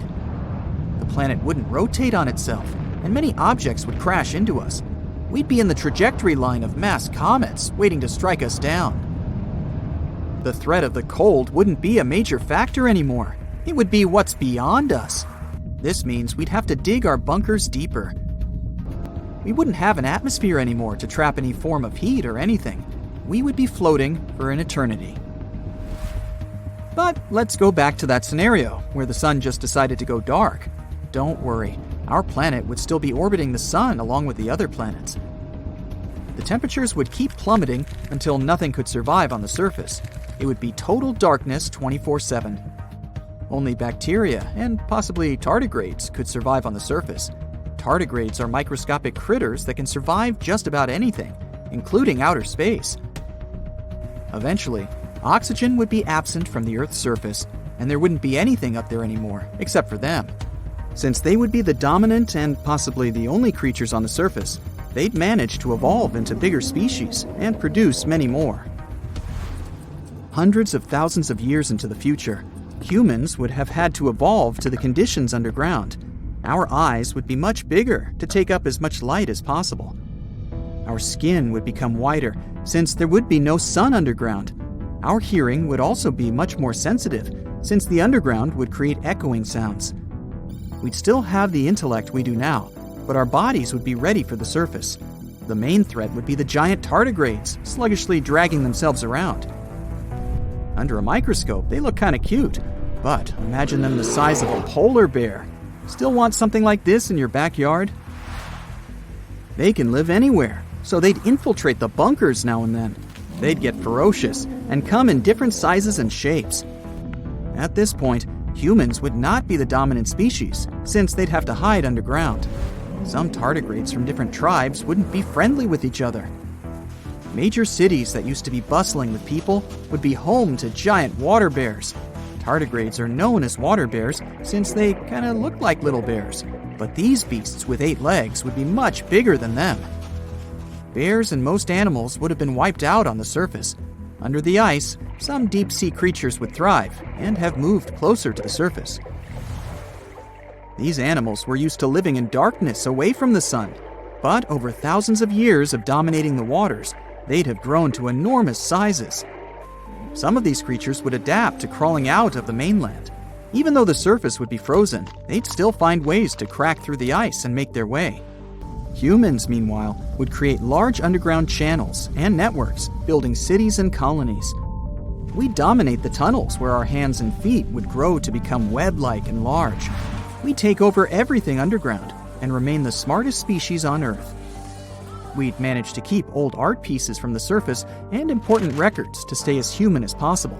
We'd keep on surviving no matter what. What would happen if our planet turned into 2 separate ones, one consisting entirely of land and the other one of water? Could we survive on any of them, and how? Well, you're lucky, because I'm going to answer this question right now. So let's imagine that our Earth has turned into 2 separate planets sharing one orbit. Let's call these hypothetical planets rock and water. I know, very original. Anyway, let's start with the rock because this one is much easier to imagine. All we should do is ask, what would happen if all the oceans on the Earth suddenly dried up? Now, we know that water is life. It covers 70% of the surface of our planet. There's so much water that even if all the oceans and seas disappeared, some of it would still be left in underground rivers, streams, and so on. But unfortunately, it would not be enough for us to survive. All sea creatures disappear. After some time, all other animals, plants, and of course, people share their fate. Completely dried forests burst into flames sooner or later and burn until there is nothing left but ashes. But hey, it's not that bad. Well, it is bad, but life can still exist in some form. There are some bacteria that make cockroaches jealous. They're able to survive absolutely any conditions. For example, extremophiles have already evolved to live without water. These little guys can survive in an incredibly hot or acidic environment without water or even sunlight. Without them, the rock becomes an empty, lifeless planet. Although, who knows? Maybe someday extremophiles will be able to evolve into some wildly cool forms that can survive literally anywhere. But for now, the rock is just a floating rock, basically. Oh wait, did you imagine a hot desert or some sort of red-hot steppes? Surprise, surprise! This planet is actually extremely cold. You see, without water, there would be no atmosphere. The atmosphere consists of a concentration of various gases, including hydrogen and oxygen. Some H and O. You know where this is going, right? Yep, no water, no atmosphere. And since it is the atmosphere that accumulates all the heat we need, the planet would be very cold without it. The contrast between cold and less cold places also becomes very sharp. You see, water is basically a climate stabilizer. The oceans absorb almost all of the heat of our sun. They distribute it evenly over the Earth to make sure it doesn't get too cold or too hot. So without it, the rock gradually turns into a cold desert. The average temperature on this planet is around minus 100 degrees Fahrenheit. At both poles, the temperature is extremely low, about minus 300 degrees. And even in the warmest places, it doesn't exceed 20 degrees. These warm places are now the former oceans, because their dried-up depths are located much closer to the hot core of the planet. Wait, I hope you don't imagine this planet as covered in snow either. We don't have any water at all, remember? It's just a very cold rock. At this point, we're just a bigger and browner version of the moon. The moon is basically a waterless piece of Earth, after all. But hey, what happens to volcanoes? They're basically our last hope to stay warm, aren't they? Unfortunately, volcanic activity is decreasing due to a lack of water. You see, volcanoes and their eruptions happen because of the collisions of two tectonic plates, the oceanic and continental ones. The weight of the water presses on the oceanic plates. They go under the continental plates and form volcanoes. So if there's no water weight, then there's no volcanoes and volcanic activity drops significantly. The rock now is just a planet full of many incredible high mountains. And every time the tectonic plates collide, they form more and more of these mountains and trenches, including some very big ones, like the famous Mariana Trench. I would say, be careful not to fall, but hey, there's no one to fall there.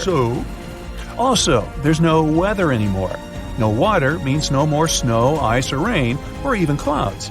The wind would probably be quite strong, though. Well, that's the fate of the planet rock. Not very bright, so let's just go see how the water planet is doing. Many, many billions of years ago, I wasn't around then, our Earth actually was a planet entirely covered with water. Then, about 1 billion years ago, the sea level dropped. The land appeared. This has changed the atmosphere of our planet forever, and that's how life was born here. But what happens if it returns to its original state? Well, to answer that question, we should first learn more about the ocean planets. So, what does one of these look like? Oh, sorry, I almost forgot. We have no idea. We haven't found any planets of this type because they're incredibly rare.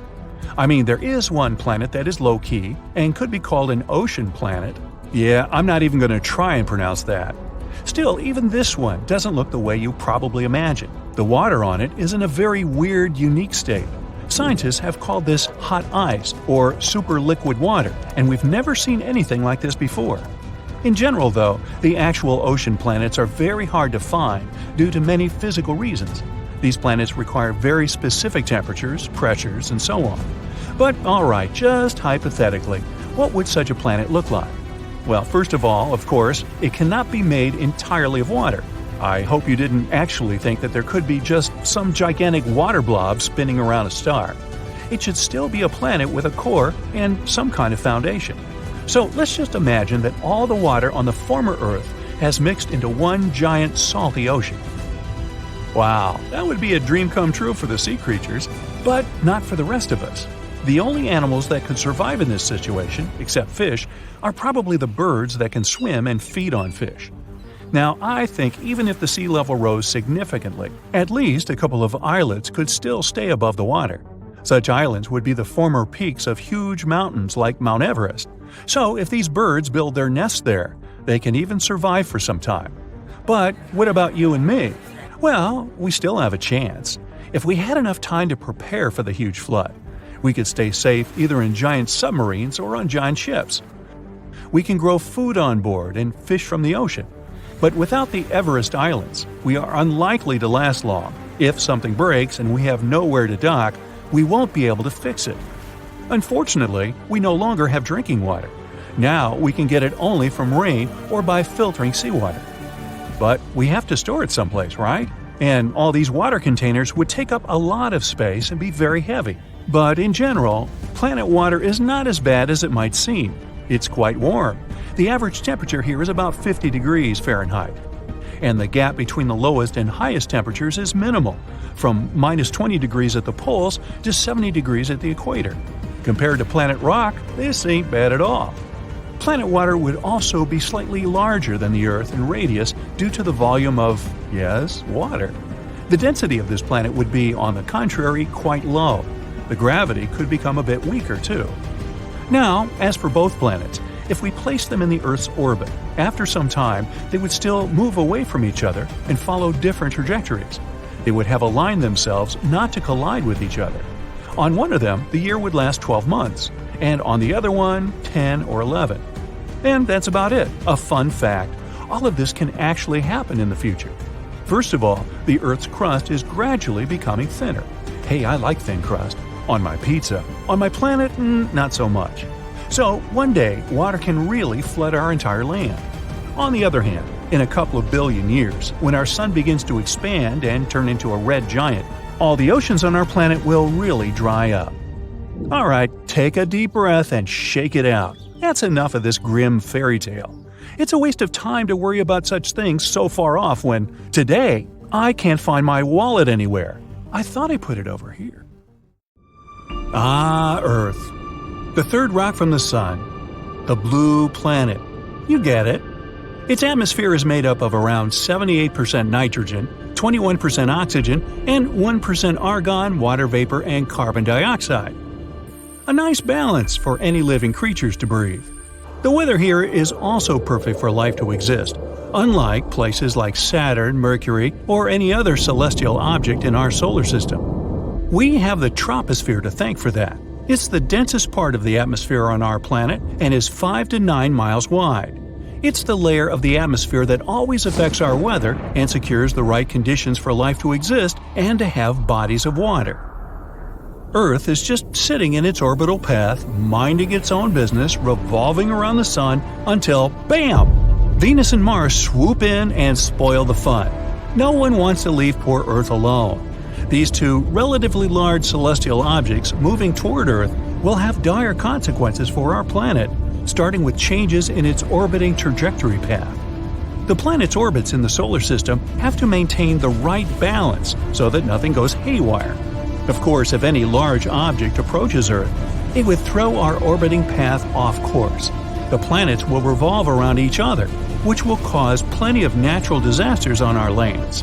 This will also affect our rotation timing, potentially slowing it down. Days will not flow but drag by. Animals that rely on daytime will need to readjust their biological clocks. Nocturnal animals will also need to figure out how to cope with the long nights. Humans have adjusted pretty well to the 24 hours a day timing. Time itself is just a human construct to measure things. We'll have a tough time sleeping and adjusting to the stretched day. Marine animals rely on the natural current flow to migrate around the oceans. With Mars and Venus crashing the party, it looks like they will also need to find new paths. Birds migrating to other lands throughout the year will also be confused and not know what to do. In general, the Earth's temperature will rise, and massive heat waves and permanent climate changes will occur. This brings us to our next issue, the heat. The radical temperature rise will turn everything into a barren desert. It'll be summer all year long, especially if Venus is in the picture. Most of the planet will dry up and won't be suitable for growing crops. Venus is hot, really hot. Even though it's not the closest planet to the Sun, it's still the hottest. The temperatures on Venus are close to 900 degrees Fahrenheit, which will melt you like an ice cube.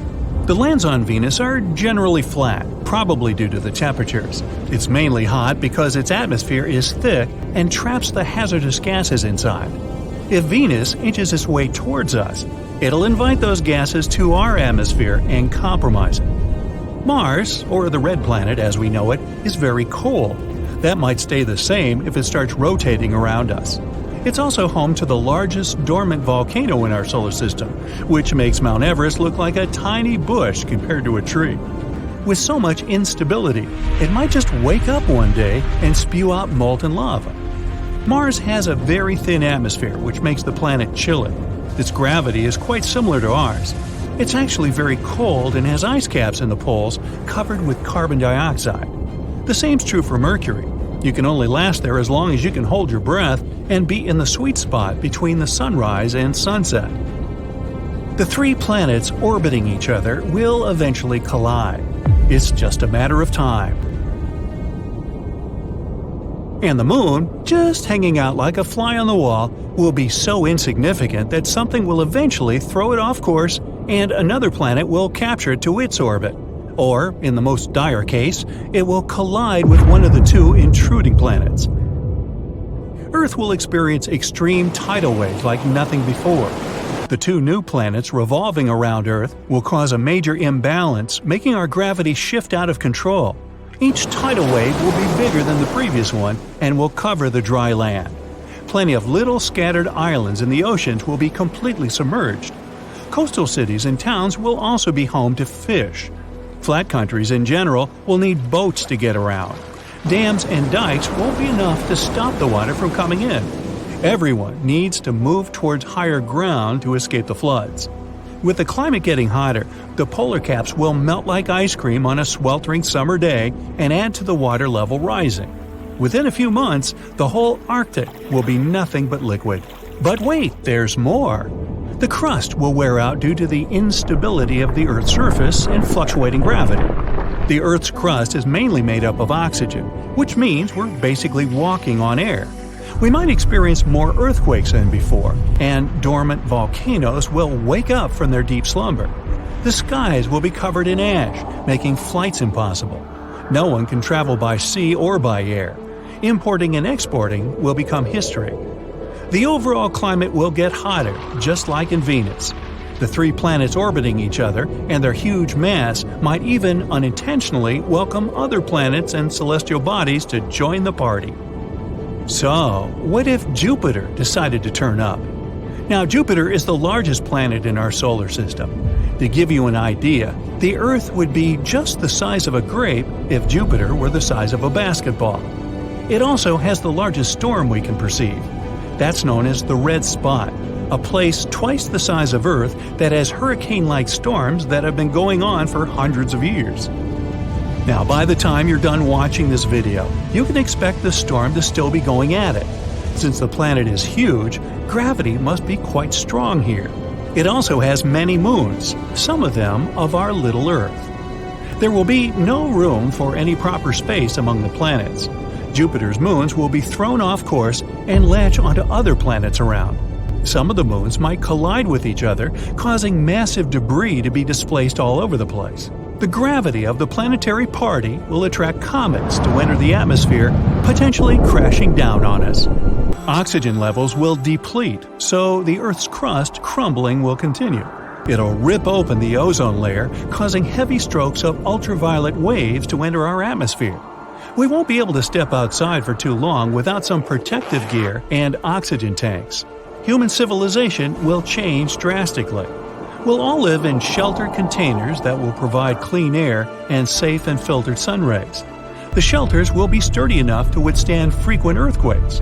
We will grow only enough crops to sustain ourselves until we leave the Earth.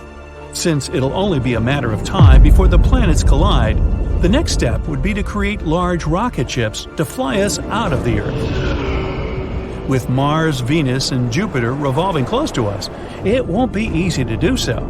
All the space debris will be blocking us from exiting the space zone area. The only safe place outside this region will be many millions of miles away, where only single planets exist.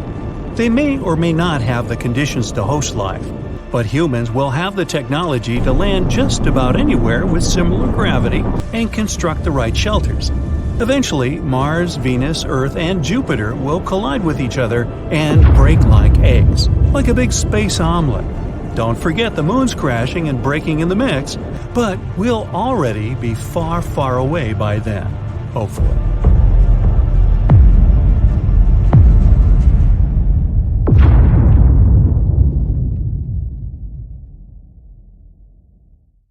The large ball of fire thousands of miles away from us is the brightest object in our solar system, as well as the biggest. If Jupiter was the size of a basketball, then the Earth would look like a tiny little grape. But the Sun makes even Jupiter look like a joke.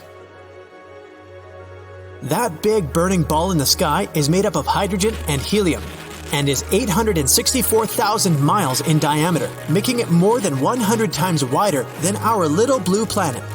It's 10,000 degrees Fahrenheit just on the surface, and 27 million degrees at the core.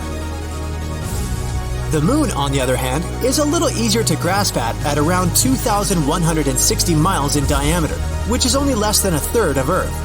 It might seem pretty big floating in the sky, but that's because it's the closest object to us. But what if the tables, or in this case, celestial bodies, have turned, and the Moon suddenly became brighter than the Sun? Let's explore several scenarios. Scenario 1. If the Moon becomes brighter than the Sun, the nights will be brighter than days. It means your sleep cycle will be disrupted. All nocturnal animals will be utterly confused. When is it time to go out and eat now? In the extreme north and south poles, the nights and days are for months on end.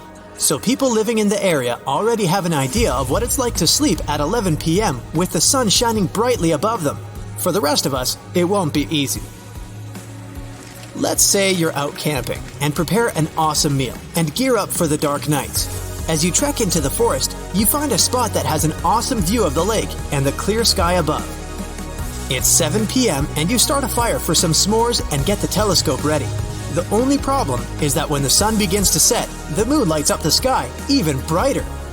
It's surprisingly not as hot as you'd imagine, since it's not direct sunlight, but regardless, it's still pretty hot. Scenario 2. Temperatures will surely rise either way. That means snow will melt away faster than you can go, What's going on? The snow on the mountains will be the first to melt, followed by the polar caps. With so much heat, the sea levels will rise and take small remote islands scattered across the ocean underwater. Coastal towns will go down and everyone will live closer inward. This will likely cause a chain reaction in the world economy. There will be no more winters, which means no more winter activities like skiing, snowboarding, or snow fights. Animals and plants all around the world will be affected. The world will turn into a large desert. Water will get scarce over the years, but people will find a way to preserve it. Scenario 3. You're sitting behind your desk, bored. You're losing business. People aren't buying as many sunglasses as you thought. But when the moon suddenly becomes brighter than the sun, and everyone needs to wear those glasses 24/7 when heading outside, you can't keep up with the demand for sunglasses, so you hire more people and grow your business. You eventually become the best sunglasses business in the country. They don't recommend looking up at the sky at any point of the day or night. Cities are covered with large visors to reduce the brightness every day. Sunglasses will come in different sizes and shapes for different times of the day. Some will be like goggles strapped around your head, while others will be like large helmets.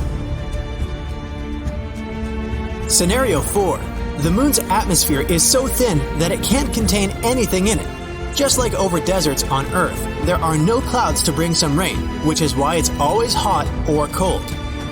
Yeah, the biggest desert in the world is the whole continent of Antarctica, which is a cold, barren desert, contrary to what people think of the Sahara Desert. So if you still want to land on the moon, you better think twice now. People who are working at the International Space Station will have to find a new office. The moon will be too bright to bear, considering how close they are. If the moon is just brighter than the sun without the heat part, then the space station will only require adjustments to keep the light out. The reason why we see the moon in various shapes is because of its position in relation to the sun. The moon doesn't rotate, unlike Earth. It's kinda glued to us and is always showing the same side. So, depending on the moon's position during the month, we'll have a super bright night during the full moon, and relatively shiny nights during the rest of the month. Scenario 5. If the moon became brighter than the sun, it would produce more heat than the sun and probably become larger.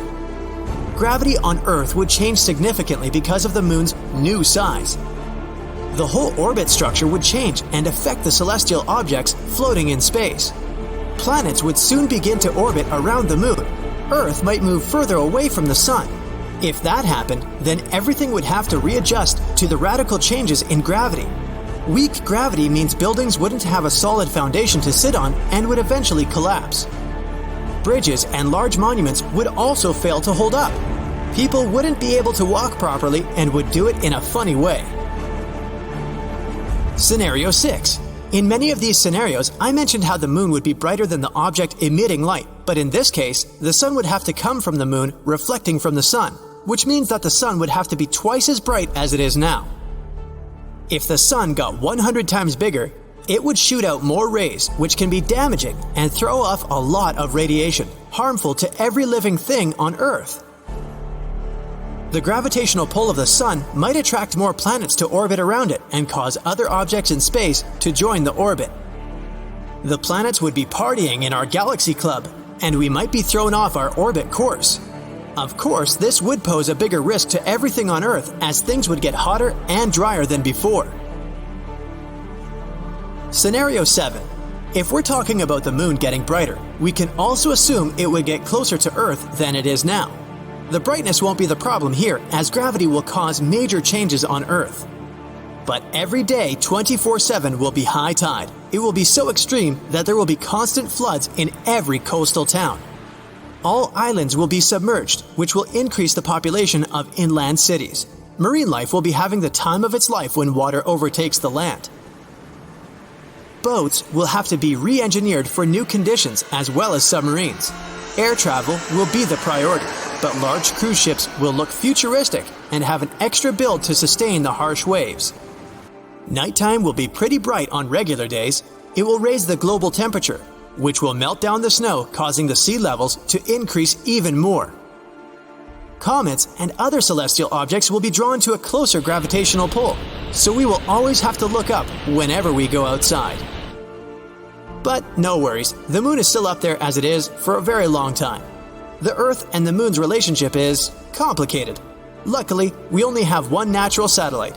Other planets in our solar system have multiple moons revolving around them. Some are so huge that they're the size of Earth. Imagine several of those affecting our home, but that's a topic for a completely different story.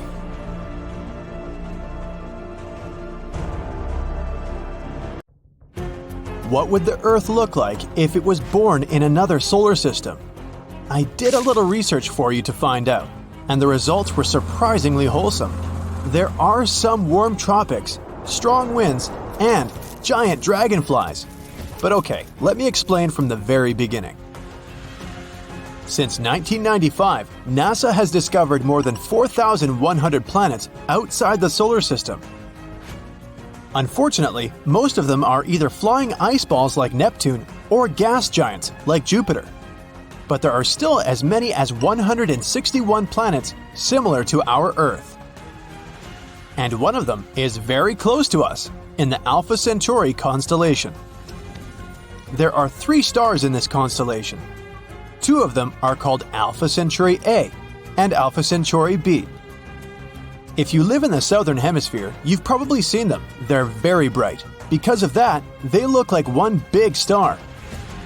They rotate around each other very slowly.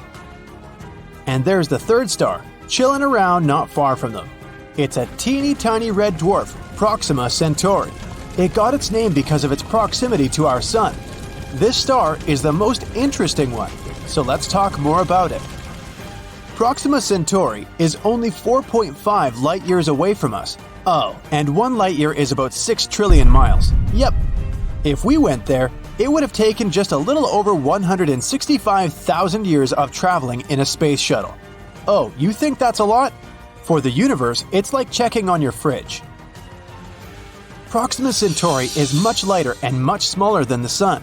It's also 2 times colder than the Sun, with a temperature of 3,000 Kelvin. That's why we can't see it without a telescope. On the bright side, though, it will burn for trillions of years, and you don't have to worry that one day it will eat us like our Sun. And yes, our twin planet is located right next to Proxima Centauri. This planet is called Proxima b. Yeah, I know, they got creative with all these names. I hope you won't get confused. It's slightly larger and more massive than the Earth. This planet is located in the habitable zone of Proxima Centauri. It means that there can be water and even some microorganisms there.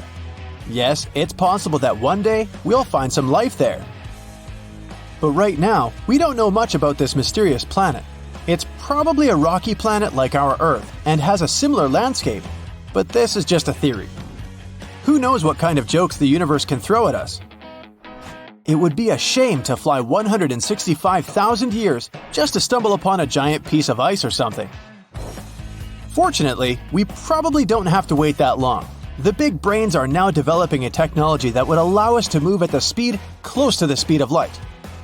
If they succeed, we'll get to Proxima b in just 20 years. But anyway, this video is not just about Proxima b. It's about what would have happened if life had originated not in our solar system, but in Alpha Centauri. What if we were orbiting Proxima Centauri, or the other 2 stars? So now, let's imagine that the Earth has replaced Proxima b. I'm going to call this new planet New Earth. Guess I'm not very creative at naming either. First of all, the orbit. The new Earth must be about 25 times closer to its star than Proxima b is. Otherwise, it would be unimaginably cold. Let's move the planet a little closer. Excellent. The day still lasts 24 hours, but our orbital period is very high. Proxima b revolves around its star in 11 days. But we'll make it in just 8. Hey, a birthday party every week? Sign me up. Oh, hold on. There's another problem. You see, Proxima Centauri is a flare star. This means that sometimes, just out of nowhere, it throws out some stellar winds. These winds carry around a bunch of ionized particles, which then settle on the planets. Yeah, our Sun also does that, but Proxima Centauri tries to finish us off 2,000 times harder than our Sun, so the radiation levels are off the scale, to say the least. Don't worry, it's fine. All we need are incredibly strong magnetic fields. They will help us create a very thick atmosphere that can protect us from the Proxima Centauri's tantrums. So now it's going to be very warm, or not. Another problem. Scientists are still not sure how exactly Proxima Centauri's planets rotate around it. What if they turn out to be tidally locked, like our moon? Then one half of the new Earth will be a frying pan, and the other half will be some frosty deserts. Oh, it's fine, we'll just settle down somewhere in the middle. Didn't expect that I would ever say this, but it will definitely be warm at the North Pole. And if we're lucky with the rotation, we'll just get a cozy, warm planet. The average temperature is about 70 degrees Fahrenheit, and there aren't any extreme temperatures. On the new Earth, we have much more water. The weather is generally pretty crazy, some very strong winds and quite destructive rains that can go on for quite a long time, but you can adapt. Temperature changes are much more noticeable in the mountains. Just like on Earth, the higher you climb, the colder it gets, except it's very cold right here at the top. Because of this, the mountains and hills have jungles below and snow-covered deserts on the tops. But in general, it's almost like the Earth's tropics. The flora is very rich, the trees are very low but lush. The thick atmosphere also makes flying easier, so there are a lot of large flying animals, like dragonflies with a wingspan of 16 feet. Moving on. The sky here is much lighter than that on Earth and very cloudy. Sometimes it may seem completely white. But the starry night is beautiful and bright. There are 4 suns. Our main one is Proxima Centauri.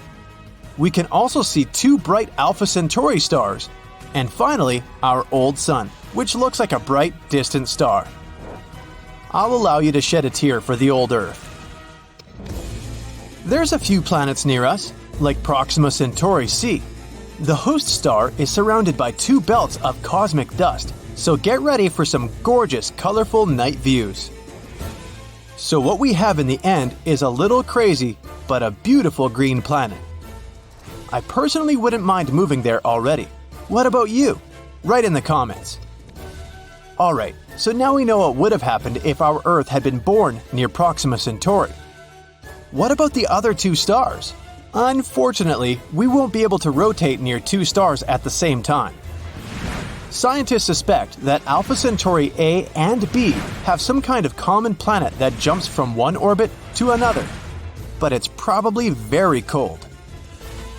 Let's choose Alpha Centauri A. Just like on the new Earth, here our average temperatures are about 70 degrees Fahrenheit, but now the temperature variation is quite large.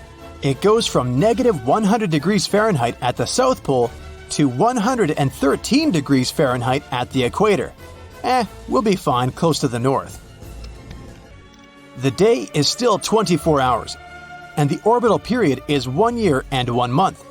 It's almost the same for the Alpha Centauri b, but the orbital period is about half a year. Other conditions are very similar to those on Earth. Changes in the seasons are almost not noticeable. The temperatures don't change much either. No matter where we settle down, the neighboring star will be clearly visible, but we probably won't see Proxima Centauri. And that's about it. Of course, all this assumes perfect conditions. Just like on Earth, one slightest change, whether it's a thin atmosphere or a bigger distance from the star, and it won't end well. We got really lucky with our Earth. But even so, the chances of finding a habitable planet are very high. Even with the tiniest possibility, there will be about 15 million planets in our universe that we can find life on. The moon, our little companion, our only friend in the big, dark, cold space. It's not surprising that any events related to it, like solar or lunar eclipses, excites us. But how about the black moon, the blue moon, a supermoon? Have you ever heard of them? Well, let me tell you about it and how you can observe them. Let's get your calendars ready. The distance between the Earth and the Moon is 238,900 miles, I've measured. Feels not so far, doesn't it? But trust me, most people greatly underestimate this difference. Did you know that every planet in the solar system, including Jupiter and Saturn, would fit between the Moon and us? Yeah, I couldn't believe it myself. The Moon is tidally locked to the Earth. That's why it's always turned to us with only one side. There are a few phases in a lunar cycle. The new moon is the first phase. The sun illuminates the unseen side of our satellite, so we can't see the moon. It's almost invisible in the sky. The rising moon is the gradual growth of the light part. The full moon is the phase during which the sun completely illuminates the visible side. The descending moon is a gradual waning of the light part. And finally, another new moon, and the whole cycle starts again. There are 29.5 days in a lunar cycle, so it takes around a month if we're not talking about February. But why am I telling you all this? So you can better understand Black Moon, a rare astronomical event that happens once every 29 months or 2.5 years. This term doesn't exist in astronomy, as it was made up by astrologers. It's unofficial and has several meanings. Black moon may mean the second new moon in a month. Usually there's only one new moon per month, so having two is a rare phenomenon. It's caused by a slight discrepancy between the lunar cycle and the Earth's annual one, something like leap years. Black moon can also mean something else. For example, usually there are only 3 new moons per one season. Basically, one new moon every 30 days. However, if there are 4, the black moon means the third one. There are also some less popular meanings.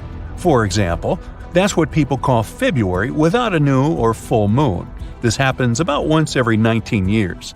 But what's so special about it? The satellite is wholly hidden in the sky during a regular new moon. But during a black moon, you'll be able to see its dark silhouette. You'll have to choose a good place without city lights. If you live in a big city, you'll hardly be able to see it without a telescope. Also, since the sky turns black during this phenomenon, you'll be able to see different constellations that were hidden before, as well as Jupiter and Venus.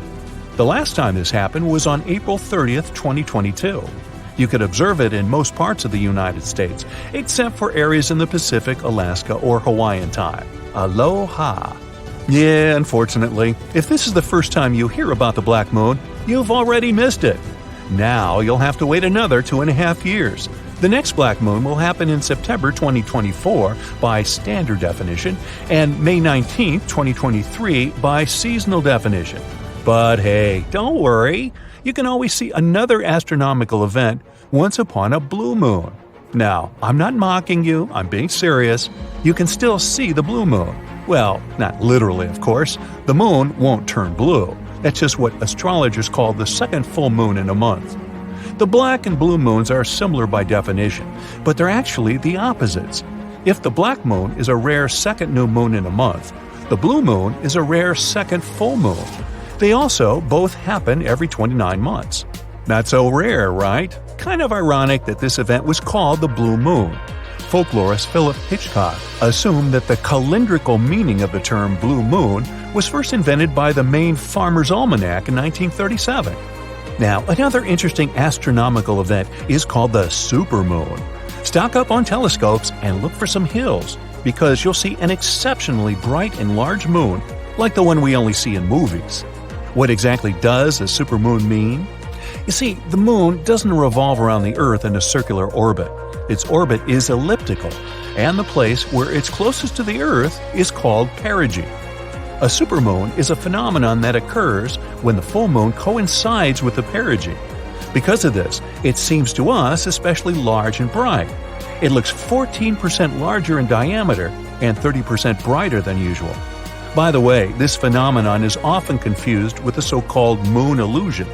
During the moon illusion, the moon is low above the horizon and visually appears larger in size. Of the 12 or 13 full moons in a year, 3 or 4 are supermoons, but most of them are not very significant. You probably won't see a difference at all. The most interesting ones are the rare large supermoons. During them, the moon actually becomes big. The last major supermoon occurred in 2016. Unfortunately, large-scale supermoons are rare and occur about once every 18 years. The next one will happen only in 2034, but we can observe smaller supermoons quite often. In 2022, they'll take place on June 14th and July 16th. There is also an opposite phenomenon called the micromoon. You've probably already guessed what that means. It happens when the full moon is at its farthest point from the Earth. This point is called apogee. The next micromoon in 2022 will take place on June 29th. In 2023, we'll be able to observe it on January 7th, February 5th, and August 16th. Of course, you don't have to follow each of these events. Most people are more interested in lunar and solar eclipses. By the way, are you one of the people who confuses these two events with each other? Test yourself. Pause this video, describe what these two eclipses mean. Let's compare your answer with the correct definition. Are you back? Okay. So, a solar eclipse is a phenomenon where the moon entirely or partially covers the sun. A solar eclipse is possible only during the new moon when the moon itself is not visible.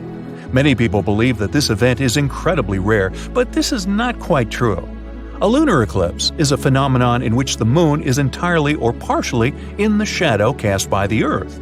The lunar eclipse can only happen during the full moon when the proximity of the moon is on the node of its orbit. If you guess right, well done. If not, hey, don't worry. Many people confuse them. In 2022, a partial solar eclipse will occur on October 25th. It'll be visible in Europe, South and West Asia, North and East Africa, and the Atlantic. As I mentioned, a total solar eclipse is not as rare as many people think, but the problem is that it's not always visible from any part of the planet. So, if you want to see this event, be sure to look for their calendar and see from which parts of the Earth you'll be able to see it. And don't forget the special glasses. Lunar eclipses occur much more often, though. Partial lunar eclipses happen almost every month. But the total lunar eclipse in 2022 will take place on the night of November 7th to 8th. You'll be able to see it in almost all parts of the world except Africa. I hear that the zebras are not happy about this. The moon is a genuinely fascinating satellite. You think whatever, it's just a small rock ball. But in reality, there are so many interesting things connected to it.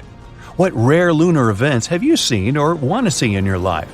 Have you observed any rare and interesting astronomical events? Be sure to share in the comments. Sometimes when you look at the moon, you see a face smiling down at you from the moon's surface. Of course, this is an illusion, but many people see it, and that's because its surface is shaped by some sort of lunar seas and highlands. From our point of view, we see these as light and dark patches. These seas are dark parts, and large hardened lava plains formed because of volcanic eruptions that happened a long time ago. The light regions are actually the mountains and the highlands. And people all around the globe see these lunar patches as a smiling face or even some other shapes. Our brain tends to play with things of this nature, and that's a phenomenon called pareidolia. It's when you see familiar faces and shapes even though they're not actually there, similar to how you can see a face in a slice of toast or shapes while watching the clouds. And in the northern hemisphere, people see a face in those different lunar seas. The eyes are the sea of serenity and rain. The sea of clouds represents his mouth, while the seas of islands and vapors form his nose. But that's just one way to interpret this picture, and that mostly works in the northern hemisphere. If you live in the southern hemisphere, you see the moon the other way up. When they look at the moon, some see a person that looks like they're carrying a bundle of sticks. Or there's the shape of a woman. She wears her hair up and it has 2 jewels in it. and they see the left side of her face in profile. One of the craters is reminiscent of a shining diamond which, it seems, she's wearing around her neck.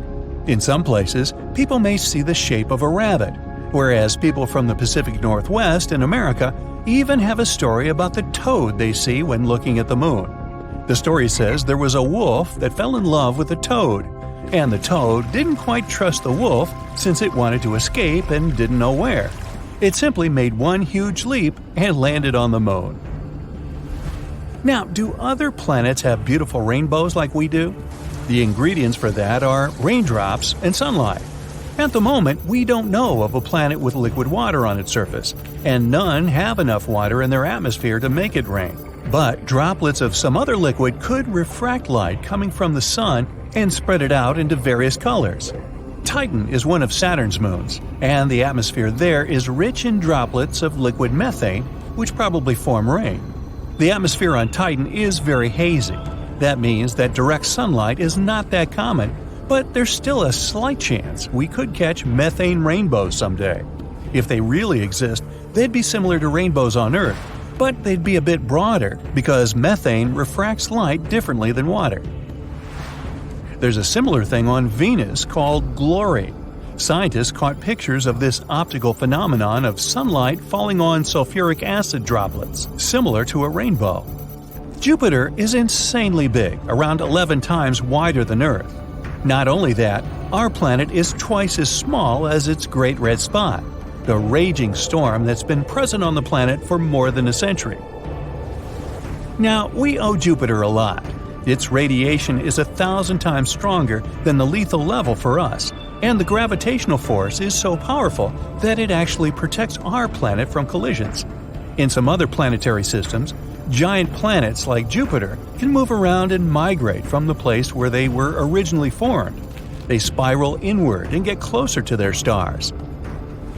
When they move around, they can cause a lot of trouble.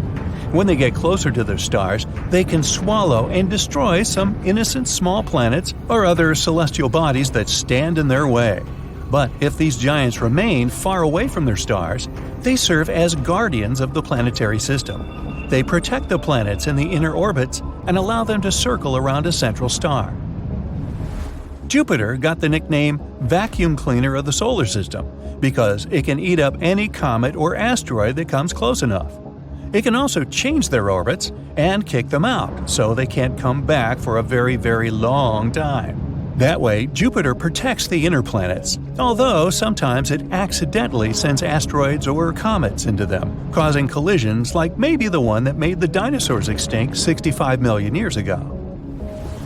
Now, Saturn's rings are the most famous ones in our solar system. They are far-reaching, colorful, and highly visible. You can even see them using a backyard telescope. But some other ice and gas giants also have them too, like Uranus. It has the second most interesting set of rings in our solar system. There are 13 rings, and they're all made of very dark particles that are different sizes. They're most likely young, way younger than Uranus itself. One theory says high-speed impacts shattered one or more moons, and this may have been the matter these rings are formed of. There were way more particles of debris, but only some survived, and today are forming stable zones around Uranus, known as rings. Now, our planet lost 60% of its atmosphere when there was an asteroid impact that, as one theory says, probably created the Moon. The collision between Earth and a Mars-sized rock happened over 4 billion years ago. The debris from all that, collected in an orbit around our planet, eventually formed the Moon. Now, Venus is home to at least 37 volcanoes that were active recently, which is the first evidence that showed its interior is still geologically active. Previous research discovered that the planet's interior was warm, plus there were ring-like structures. Plumes of extremely hot material deep inside Venus rise through the mantle layer, and that's how these structures form. It's like how plumes form the volcanic areas of the Hawaiian Islands. But scientists think they were just a result of some ancient activities. They believe Venus has cooled enough and drastically slowed down geological activities in its interior by hardening the crust so much that all of the warm materials from deep inside can't get out to the surface. Speaking of volcanic eruptions, Jupiter's moon Io also has them. Our moon is pretty peaceful, but Io has hundreds of volcanoes, and it took the title of the most active moon in our solar system when it comes to volcanoes. If you could go there, you'd see plumes of sulfur that reach up to 190 miles into its atmosphere. Volcanoes there emit 1 ton of particles and gases into space near Jupiter, its parent planet, every second. This could be because Jupiter's strong magnetic field and gravitational force. Io's interior tenses up and relaxes as it orbits Jupiter and gets closer to it and farther away from it, which generates huge amounts of energy, enough for volcanic activity. There are billions of comets in our solar system. Most of them are in the Oort cloud and the Kuiper belt. A comet generally consists of rock and ice, at least until it gets closer to the Sun. Then its exterior turns into a cloud of dust and gas, and that's why comets have their specific tails. Pluto's unique surface is a series of domes, peaks, and troughs on the planet's landscape, which may have been formed because of its many large ice volcanoes. Neither erosion nor some other geological activity has done that much, but its ice volcanoes actually push icy material up to the surface. There are also a couple of craters in this area of the hemisphere called New Horizons. Asteroid impacts probably caused these. Plus, these craters aren't that geologically old. Also, the interior of Pluto probably retained heat, which enabled matter rich in water and ice to deposit onto the surface. And those specific structures I mentioned before could have formed because the water was rising up from the interior of the planet and ended up being rapidly frozen because temperatures on Pluto are extremely low, in addition to atmospheric pressures. Uranus is the second least dense planet in our solar system. The least dense one is Saturn. Now, even though Saturn is 14.5 times as massive as our planet, it's still less dense than water. This means that Saturn would float in a pool if it was more than 37,000 miles wide, so the planet would have enough space to even be in there. Whoa, that's a big pool. Now back to Uranus. Since its density level is so low, you probably experience less than 90% of its gravity, assuming you could even set foot on its cloud tops. Now Mars has pretty crazy dust storms, the biggest ones in our solar system actually. They can blanket the whole planet and last for months. One theory says these huge storms start because dust particles absorb sunlight and warm the atmosphere of the red planet. Warm pockets of air form, and they start flowing toward colder areas. This generates winds. These powerful winds lift more and more dust off the ground. This again heats the planet's atmosphere, creates more wind, and kicks up even more dust. Wow, better have a broom handy, maybe even 2. What would happen to us and our planet if it became as big as the Sun? The diameter of the Earth is 8,000 miles. Crossing it is like driving back and forth across the USA 3 times. That doesn't sound like much, right? Well, how about repeating this journey 305 more times? Just imagine the gas expenses. This is the diameter of the Sun, about 865,000 miles. Compared to our Earth, the Sun is unimaginably huge. So what will happen to us if we catch up with it? There are 4 possible scenarios, depending on what we mean when we say the size of the Sun. Scenario 1. The Earth becomes as large as the Sun, but its mass remains the same. A colossal planet with the mass of a teeny tiny Earth. First, say bye-bye to gravity. The more massive the planet, the stronger its gravity is, and vice versa. Such a lightweight planet simply wouldn't be able to attract anything to itself. Gravity creates all the heavy substances. Everything, from pebbles to entire continents, is held thanks to it. I believe you've already guessed what would happen without it. We'd all turn into dust particles. Yes, the Earth simply becomes a dust cloud. Oh, and to add fuel to the fire, the gravities of other planets stretch us to the sides, leaving no chance to collect our planet back together again. This scenario doesn't look very good, does it? By the way, even if the Earth somehow remained a planet, Life couldn't have originated on it in these conditions. There would have been a considerable distance between the center of the Earth and its surface. And remember, the planet's mass is minimal, so no gravity. It just wouldn't be able to hold the atmosphere. And without the atmosphere, living organisms cannot develop. Not like it would have mattered. The Earth now is a cloud anyway. So now this cloud, weighing about 10 times heavier than Jupiter, is gathering in space. As a result, it collapses and turns into a star. Say hi to the new sun. Scenario 2. This works both as a separate scenario and as a result of the previous one. The Earth becomes as large as the sun and gets its mass. Now we have 2 suns. We become a so-called binary star system. You know what that means? It's time to destroy our entire solar system. Imagine having 2 centers of mass in one system. The planet's orbits become unstable, perturbed by such a sudden change. Once they get closer to our ex-Earth, they collapse immediately, either from tidal forces or the ex-Earth's impact. Yes, even gas giants. Looking at you, Jupiter. Do you know which one survives and finally gets its revenge on us? Pluto. It would probably be the last remaining X-planet in the entire system. It's too far away to notice any changes, except for an increase in the mass of the center of the system.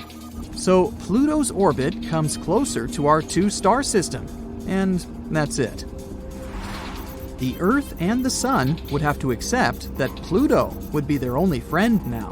The protoplanetary disk that formed our system billions of years ago doesn't exist anymore, so no more planets can be created in our system. That's all well and good, but what about the Earth itself? What would life be like? Let's see. The nights and days now last longer because of the increase in the Earth's rotation time. There is probably a significant temperature drop in the North and South poles. Even on our current small planet, they get sunlight scarcely. So if the Earth's size increased, the area of the poles receiving sunlight would decrease even more. On a positive note, there's a lot more space now. No more overpopulation. The planet's size is so huge that it would take you years to get from one point to another. Yeah, if you think about it, we'd probably be very lonely there. But hey, who knows? Maybe rockets would become our primary means of transportation. Yeah, that would have been cool. There are many vast uncharted areas that no human ever saw or visited. We also wouldn't know about the existence of many different civilizations and tribes. Centuries pass, and many of us go away without ever meeting other people or learning about them. And that's if we can walk at all. Our bones cannot support our weight with such a considerable gravity, and our hearts have to work twice as hard to keep us alive. The birds can't fly anymore. Nothing can, precisely. All the existing trees fall down, and the new ones grow very close to the earth, like grass. Talking about the trees, how is our ecosystem doing? Well, not good. If we don't appreciate the environment on our small Earth right now, imagine what would happen if we had such a massive space at our disposal. I even assume that our tons of garbage would have overpowered even those endless supplies of trees and clean water that we would have in our new large home. Our machines and robots have to be huge to do at least something now. That's because even ordinary farms now are the size of the US states. I also assume that it would be much darker than we're used to. The Earth is so small now. Imagine what would happen when our planet becomes the size of the sun itself. Less sunlight means that we'd probably need an artificial sun. Also, the temperature differences on the planet's surface would be huge. If you're surprised, you probably underestimated the size of the sun. It's almost 110 times larger than the Earth. Our new Earth's equator equals our current Earth's 35 equators. Oh, and remember Pluto? Well, it's our only moon now. The first one would have probably crashed into us a long time ago, making us share the fate of the dinosaurs. In that case, all the water would likely evaporate from our planet. Anyway, there are thousands of bad possibilities, but let's just move on and focus on something good. Scenario 3. Same thing, but the Earth retains its density. Now this one is interesting. We're no longer a planet. We're a star now. In fact, we became even more massive than the Sun. Our planet now has a 3.9 solar mass because we need to balance our low density somehow. In short, it would be almost the same as in Scenario 2, but with more interesting long-term consequences. Since our Earth became 4 times as massive as the Sun, it would have burned its fuel quicker. Then it would evolve, and depending on the mass of its core, it either becomes a supernova or just blows off its outer layers to form a planetary nebula. If it goes supernova, the Sun that was so close to us blasts, and now there is just our ex-Earth, a lonely ball with a teeny tiny diameter of 12.5 miles. We're a neutron star. That is, a star made of degenerate neutron matter. That thing is ultra dense and spins very quickly, so you'd better stay away from it. If the Earth becomes a nebula, the Sun collects all the dust and adds it to its mass. Now we have a slightly more massive Sun and a white dwarf. The time passes, and Grandpa's Sun lives out his life. It becomes a red giant after depleting the hydrogen in its core. It starts expanding and leaves its material, mostly hydrogen, on the white dwarf. That's us. When the matter reaches high enough temperatures and pressures, nuclear fusion happens. We become a nova. Yay, we're a star again. A lonely one, but a star nevertheless. So what happens next? You see, a star is a battle of opposing forces. One of them is gravity, which tries in every possible way to compress the lead into a small ball as much as possible. The second is a pile of fuel in the star's core, which, while burning, forms tons of energy and substantial hot temperatures. As long as these forces are in balance, the star lives. But when the star's fuel runs out, the star cools down. The pressure inside it drops. This means gravity has won. It squeezes the star with all its might, and as a result, the star goes, hooray! In just 15 seconds, the brightest light you've ever seen in your life flashes, and our ex-Earth goes supernova, leaving a stunning nebula behind. Anyway, don't worry. It's actually impossible for a rocky planet to be the size of the Sun. Only other stars can be that large.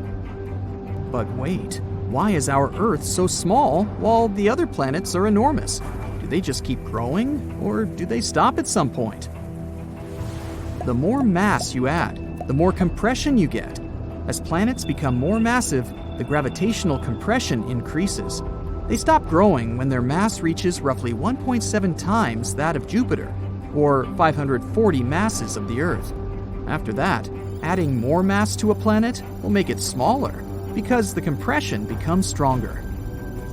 In other words, our little thought experiment is impossible. Imagine all the planets from the solar system had a meeting and decided that Earth should move to another galaxy. Then what?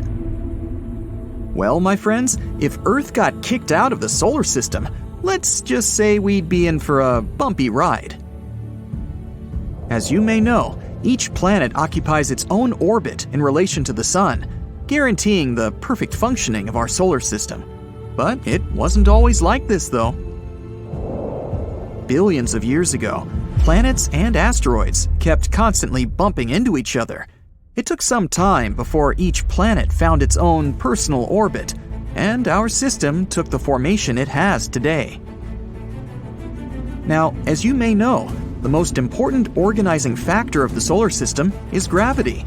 Gravity attracts every piece of matter to every other piece of matter in the universe, and the bigger the mass, the bigger the gravity. The Sun makes up 99.75% of all the mass in the solar system. It's precisely the Sun's gravitational pull that has kept Earth on a steady and reliable path. But it wouldn't take a surreal interplanetary meeting for Earth to go rogue. This is an actual possibility. an unlikely but real one. For instance, if any rogue planet or star were to travel close to the solar system, its gravitational force could mess up our planetary organization. And did you know that this has actually happened before? Some 70,000 years ago, a red dwarf passed through the Oort cloud and messed things up. The Oort cloud is an outer circle of space debris located on the edge of our solar system. It lies far beyond Pluto and the Kuiper belt and surrounds the Sun in a giant spherical shell.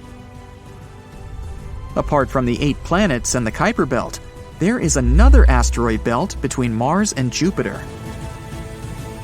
Now, scientists expect another red dwarf to pass by our solar system. It's an orange star from the constellation of Serpens Cauda. Astronomers expect it to pass near the Sun in about 1.29 million years, at a distance of about 99 billion miles. This star has about 60% of the mass of the Sun, which would be enough to cause a great disturbance in our system. Once the star entered our system, we'd be able to see it in the night sky without any equipment. It would be like watching a small orangish dot appearing in the sky. Over the months, it would grow bigger and bigger until we'd see it during the daytime. At a certain point, it would become so big and bright that we wouldn't be able to look at it directly. Just like people say we shouldn't do with the Sun, but we look at it directly anyways, right? At this moment, the night sky would fill with an eerie red glow, and after a few months, the orange star would start shrinking again, turning smaller than the Sun. But then, wait, the Sun is turning smaller too. Well, yes. The passing of Gliese 170 took Earth out of its orbit, and its gravitational force pulled us out of our natural alignment. Now the Earth will roam through the solar system until it reaches outer space. So, what would happen with our planet if this were to really happen? First, the Earth would leave what is known as the Goldilocks zone, also known as the habitable zone. It's a rather narrow part of the solar system where human life can thrive. What's its success secret? Water in a liquid state. Astronomers have discovered that Mercury also has water, but only in its northern and southern poles, where light never reaches.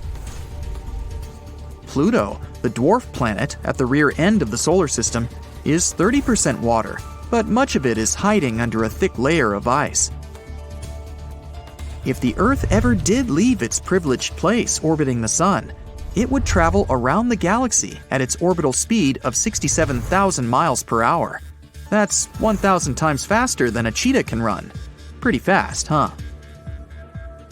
So, in about more or less a month, humanity would see the red giant Mars on the horizon.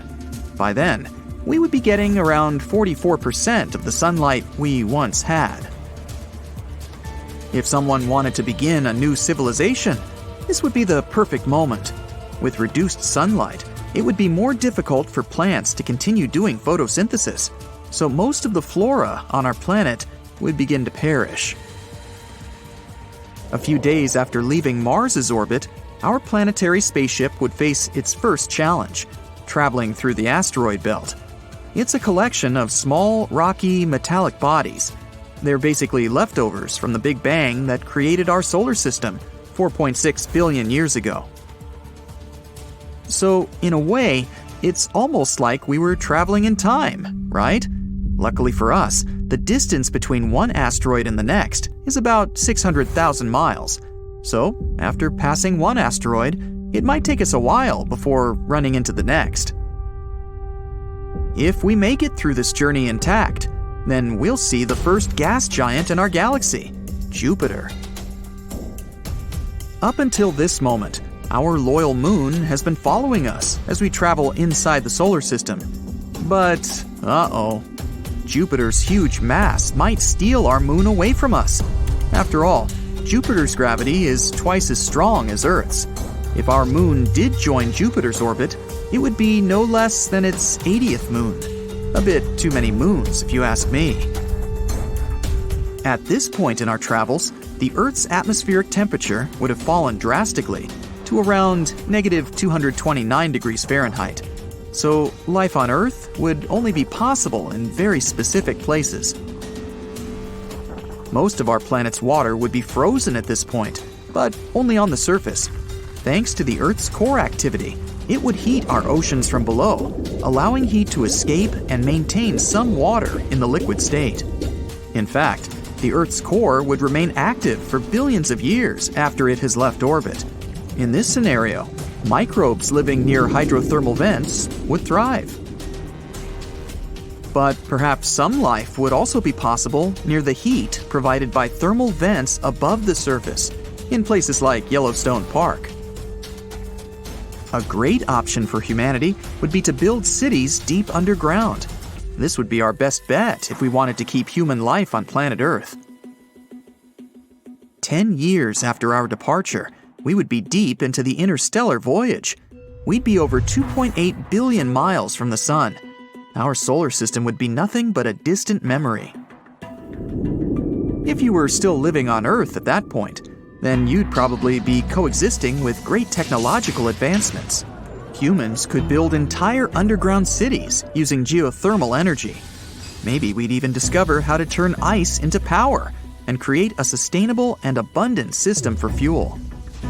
Ice would also be our main source of water, and by then, the transformation process wouldn't be as expensive. Underground crops would thrive, but some plants would be better than others. Moss, fungi, and algae would be some great alternatives, as they are much easier to farm and grow in large numbers. This would mean that most of our diet would be plant-based, as it might be hard to keep grazing animals under the ground. Humanity could go on living thousands of years this way. If Earth happened to pass by some star with a habitable planet, we might even attempt to make a home on another planet. Spaceflight would become easier without the atmosphere in the way. So, yep, the idea of venturing into other planets would no longer seem too surreal in this scenario. The only thing that we would rather not happen to us is Earth running into a black hole. If that happened, let's just say we'd all be turned into spaghetti. Not literally, but we would go through a process that is called spaghettification. In this case, planet Earth, and everyone still living on it, would be vertically stretched up to the point of, well, vanishing. But that's the subject of another video. Fortunately, even if all this could be true, we wouldn't be caught by surprise. Thanks to scientific and technological advancements, we would be able to predict if a star were to pass too close to our home planet. And even if we couldn't stop a star, we would most certainly manage to do everything to prepare. So, who knows? Maybe the future generations will be watching this video, surprised at how precisely we figured the future out. I hate to break this to you, but money isn't actually made of paper, which also proves that money doesn't actually grow on trees. Most banknotes are 25% linen and 75% cotton, which is why they have such a distinct look and feel. Back in the 19th century, money was made of parchment paper. That's why people could easily counterfeit it. Unlike now, the Eiffel Tower is almost 6 inches taller during the summer. When you heat up some substance, its particles start to move more actively and take up a bigger volume. That's something they call thermal expansion. When the temperature lowers, the substance contracts again. Such an effect is more prominent in gases, but you can also track it in liquids and solids, including iron. If you make a snowball and try to set it on fire using your lighter, the thing won't melt. The snow will first turn black. Then it'll start to vanish, but you'll get no water. There's nothing supernatural about this phenomenon. The snow is melting, but you don't see it because the structure of the snowflakes. They kind of wick away the melted water, and it gets absorbed by the remaining relatively loose-packed snowball. Our moon used to have an atmosphere. Several volcanic eruptions happened on Earth's natural satellite around 4 billion years ago. They released immense volumes of gas, trillions of tons. It was so much that the gas didn't have enough time to escape into space. That's how an atmosphere was formed. Just like a chicken egg, an ostrich egg will contain a chick embryo only if the egg was first fertilized by a male ostrich. Otherwise, you'll only find whites and a huge yolk inside of it. The size of the yolk is equal to around 24 chicken yolks, so one ostrich egg can easily feed a squad of 10 people. But ostrich eggs aren't all that edible. Those who tried them say that they taste a lot like chicken eggs, fatty, buttery, and kind of sweet. But the flavor is more intense. They're also richer in magnesium and iron than chicken eggs, but contain fewer vitamins A and E. One ostrich egg will give you about 2,000 calories, while the average chicken egg only contains 75 calories. Cooking and eating them is a chore, so you'll unlikely have them for breakfast every day. Their shell is extremely thick. You can step on eggs with both of your feet and they won't break. That's why if you want to cook an omelet using an ostrich egg, you're gonna need a drill or a hammer, and also a really big skillet to fit an egg of that size. No, bigger. Yeah, like that. Boiling the egg will take almost 90 minutes. Not so long ago, scientists decided that dinos' family trees had to be redrawn for the first time in 130 years. Apparently, two species of dinosaurs had to be grouped together from the very beginning. Those were the lizard-hipped meat-eaters like T-Rex and bird-hipped vegetarians such as the Stegosaurus. People are still evolving. Scientists have been tracking several millions of human anomalies. It turns out some harmful genes are slowly but surely getting filtered out of human DNA. Sound travels almost 4 times faster underwater than it does in the air. That's why divers often have problems with figuring out the direction of sound. Bananas contain potassium, and this element is slightly radioactive. On the bright side, you need to eat 10 million bananas before radiation can negatively affect you. Meanwhile, out in space, shadows are darker on the moon than on our planet. That's because the atmosphere on Earth scatters more sunlight. But if you could visit the moon, you'd observe shadows so dark you wouldn't be able to see where you were going. Also, you'd notice fresh footprints on the lunar surface. People haven't set foot there in a few decades, but the footprints look as if they were left just yesterday. Since there's no water or wind on the moon, nothing can erase these footprints, so they can stay there in their original form for millions of years. Sure, if you were about to go to space, one of the first things you would think of would be your spacesuit. But did you know that it's possible to survive in space even if you aren't wearing any protection? Well, don't get your hopes up yet. You'd last for no more than 15 seconds.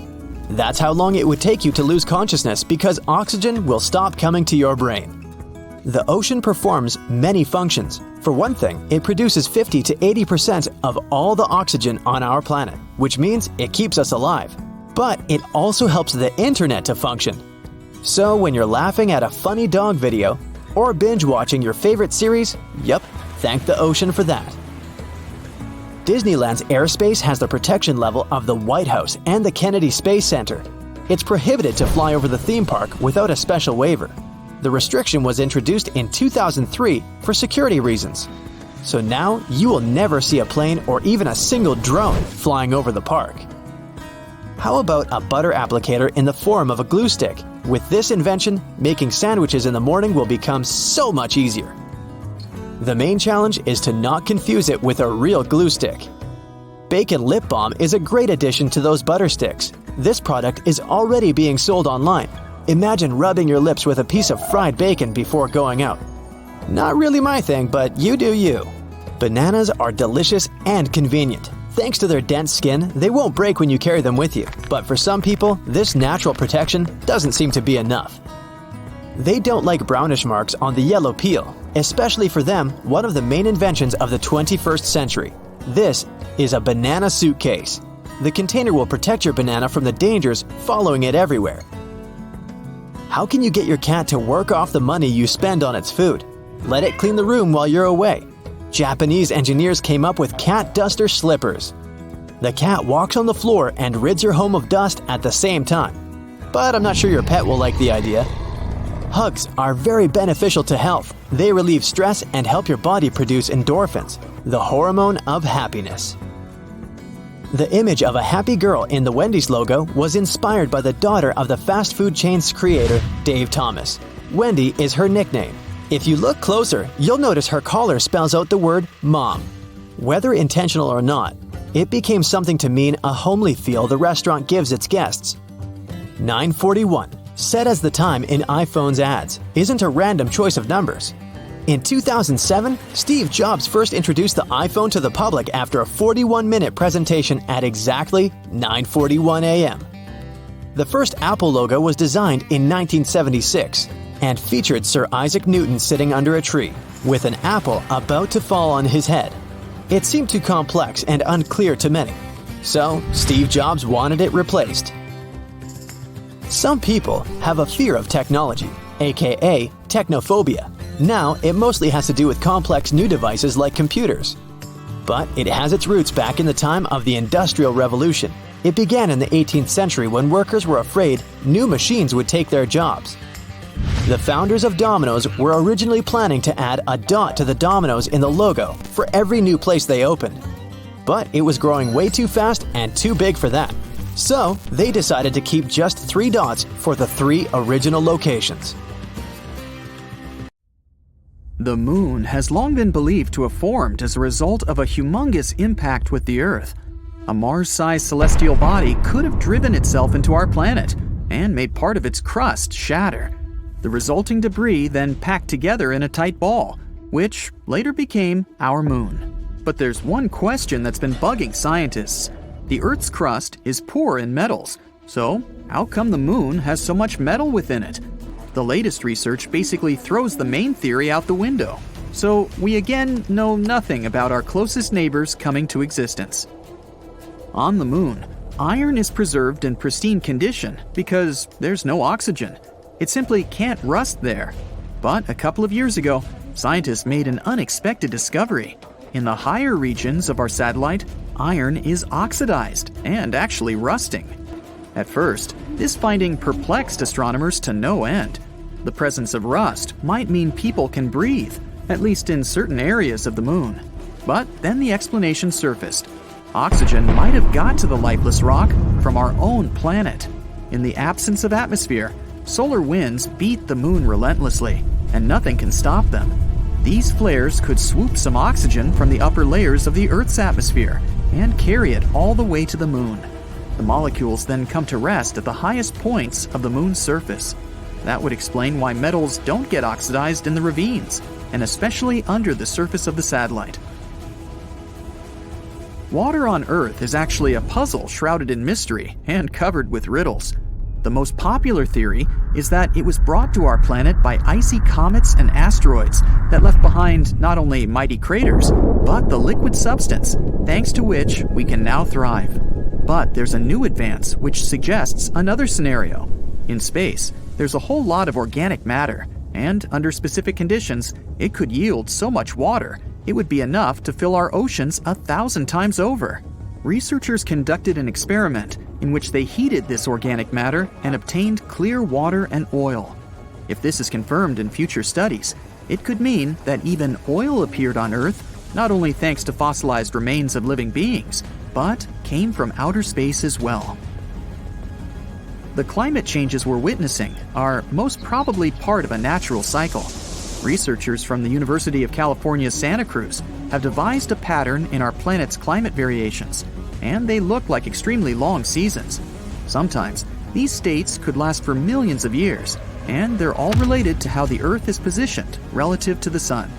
The seasons were dubbed Ice House, Cool House, Warm House, and Hot House, according to the prevalent temperatures.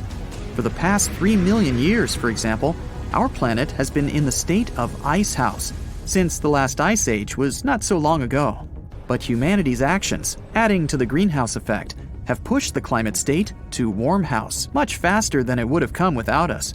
When it finally comes, the overall temperature on Earth will rise to tropical values, something that the planet hasn't seen in over 50 million years. What a time to be alive! Back to the moon now. You can see it at different places, in different sizes, and even in different colors every night. The size and location are pretty easy to explain. As the Earth rotates around its axis and revolves around the Sun, we see the moon traveling around the night sky and getting either closer to or farther from our planet. What makes it bright yellow tonight and ominously dark red tomorrow is a more complex thing.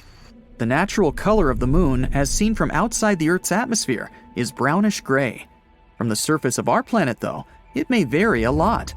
When seen right above our heads, it usually looks bright and almost white, because its reflected light passes through a relatively thin layer of the atmosphere. Almost nothing blocks and refracts the shine, so it's very clear. The moon can appear yellow, orange, or even red when it's seen just above the horizon. The effect is similar to what happens at sunrise or sunset, when the sun appears to be red. The light goes a much longer way to reach your eyes from that location, and much of the blue part of its spectrum gets lost.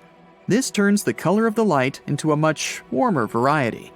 Our natural satellite can also appear blue, and the reason for that is the presence of fine particles in the air. They refract the light anyway, so the moon is actually never the way it looks outside the atmosphere. But when they're larger than usual, they turn its color bluish. Finally, there's an extremely rare occasion where the moon can look purple. Nobody actually knows for sure why this happens, but astronomers believe it must be a combination of the atmosphere, dust particles, and maybe something else. There's no clear explanation. Moonquakes aren't something from science fiction. They don't occur as often as on our planet, and when they do, it happens closer to the center of the satellite. Scientists think moonquakes might be caused by the gravity of Earth and the Sun. There are Mars quakes too. For a long time, the red planet had been considered tectonically inactive, but more recent observations have shown it still has weak quakes from time to time. You probably wouldn't even be able to feel them if you stood on Mars's surface, but it means some geological processes are still going on underneath the red and dusty landscape.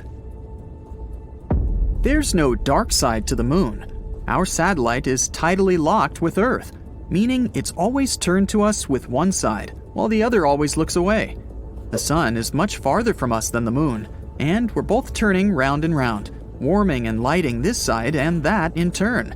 It means that once in every short while, the moon is lit by the sun from either side.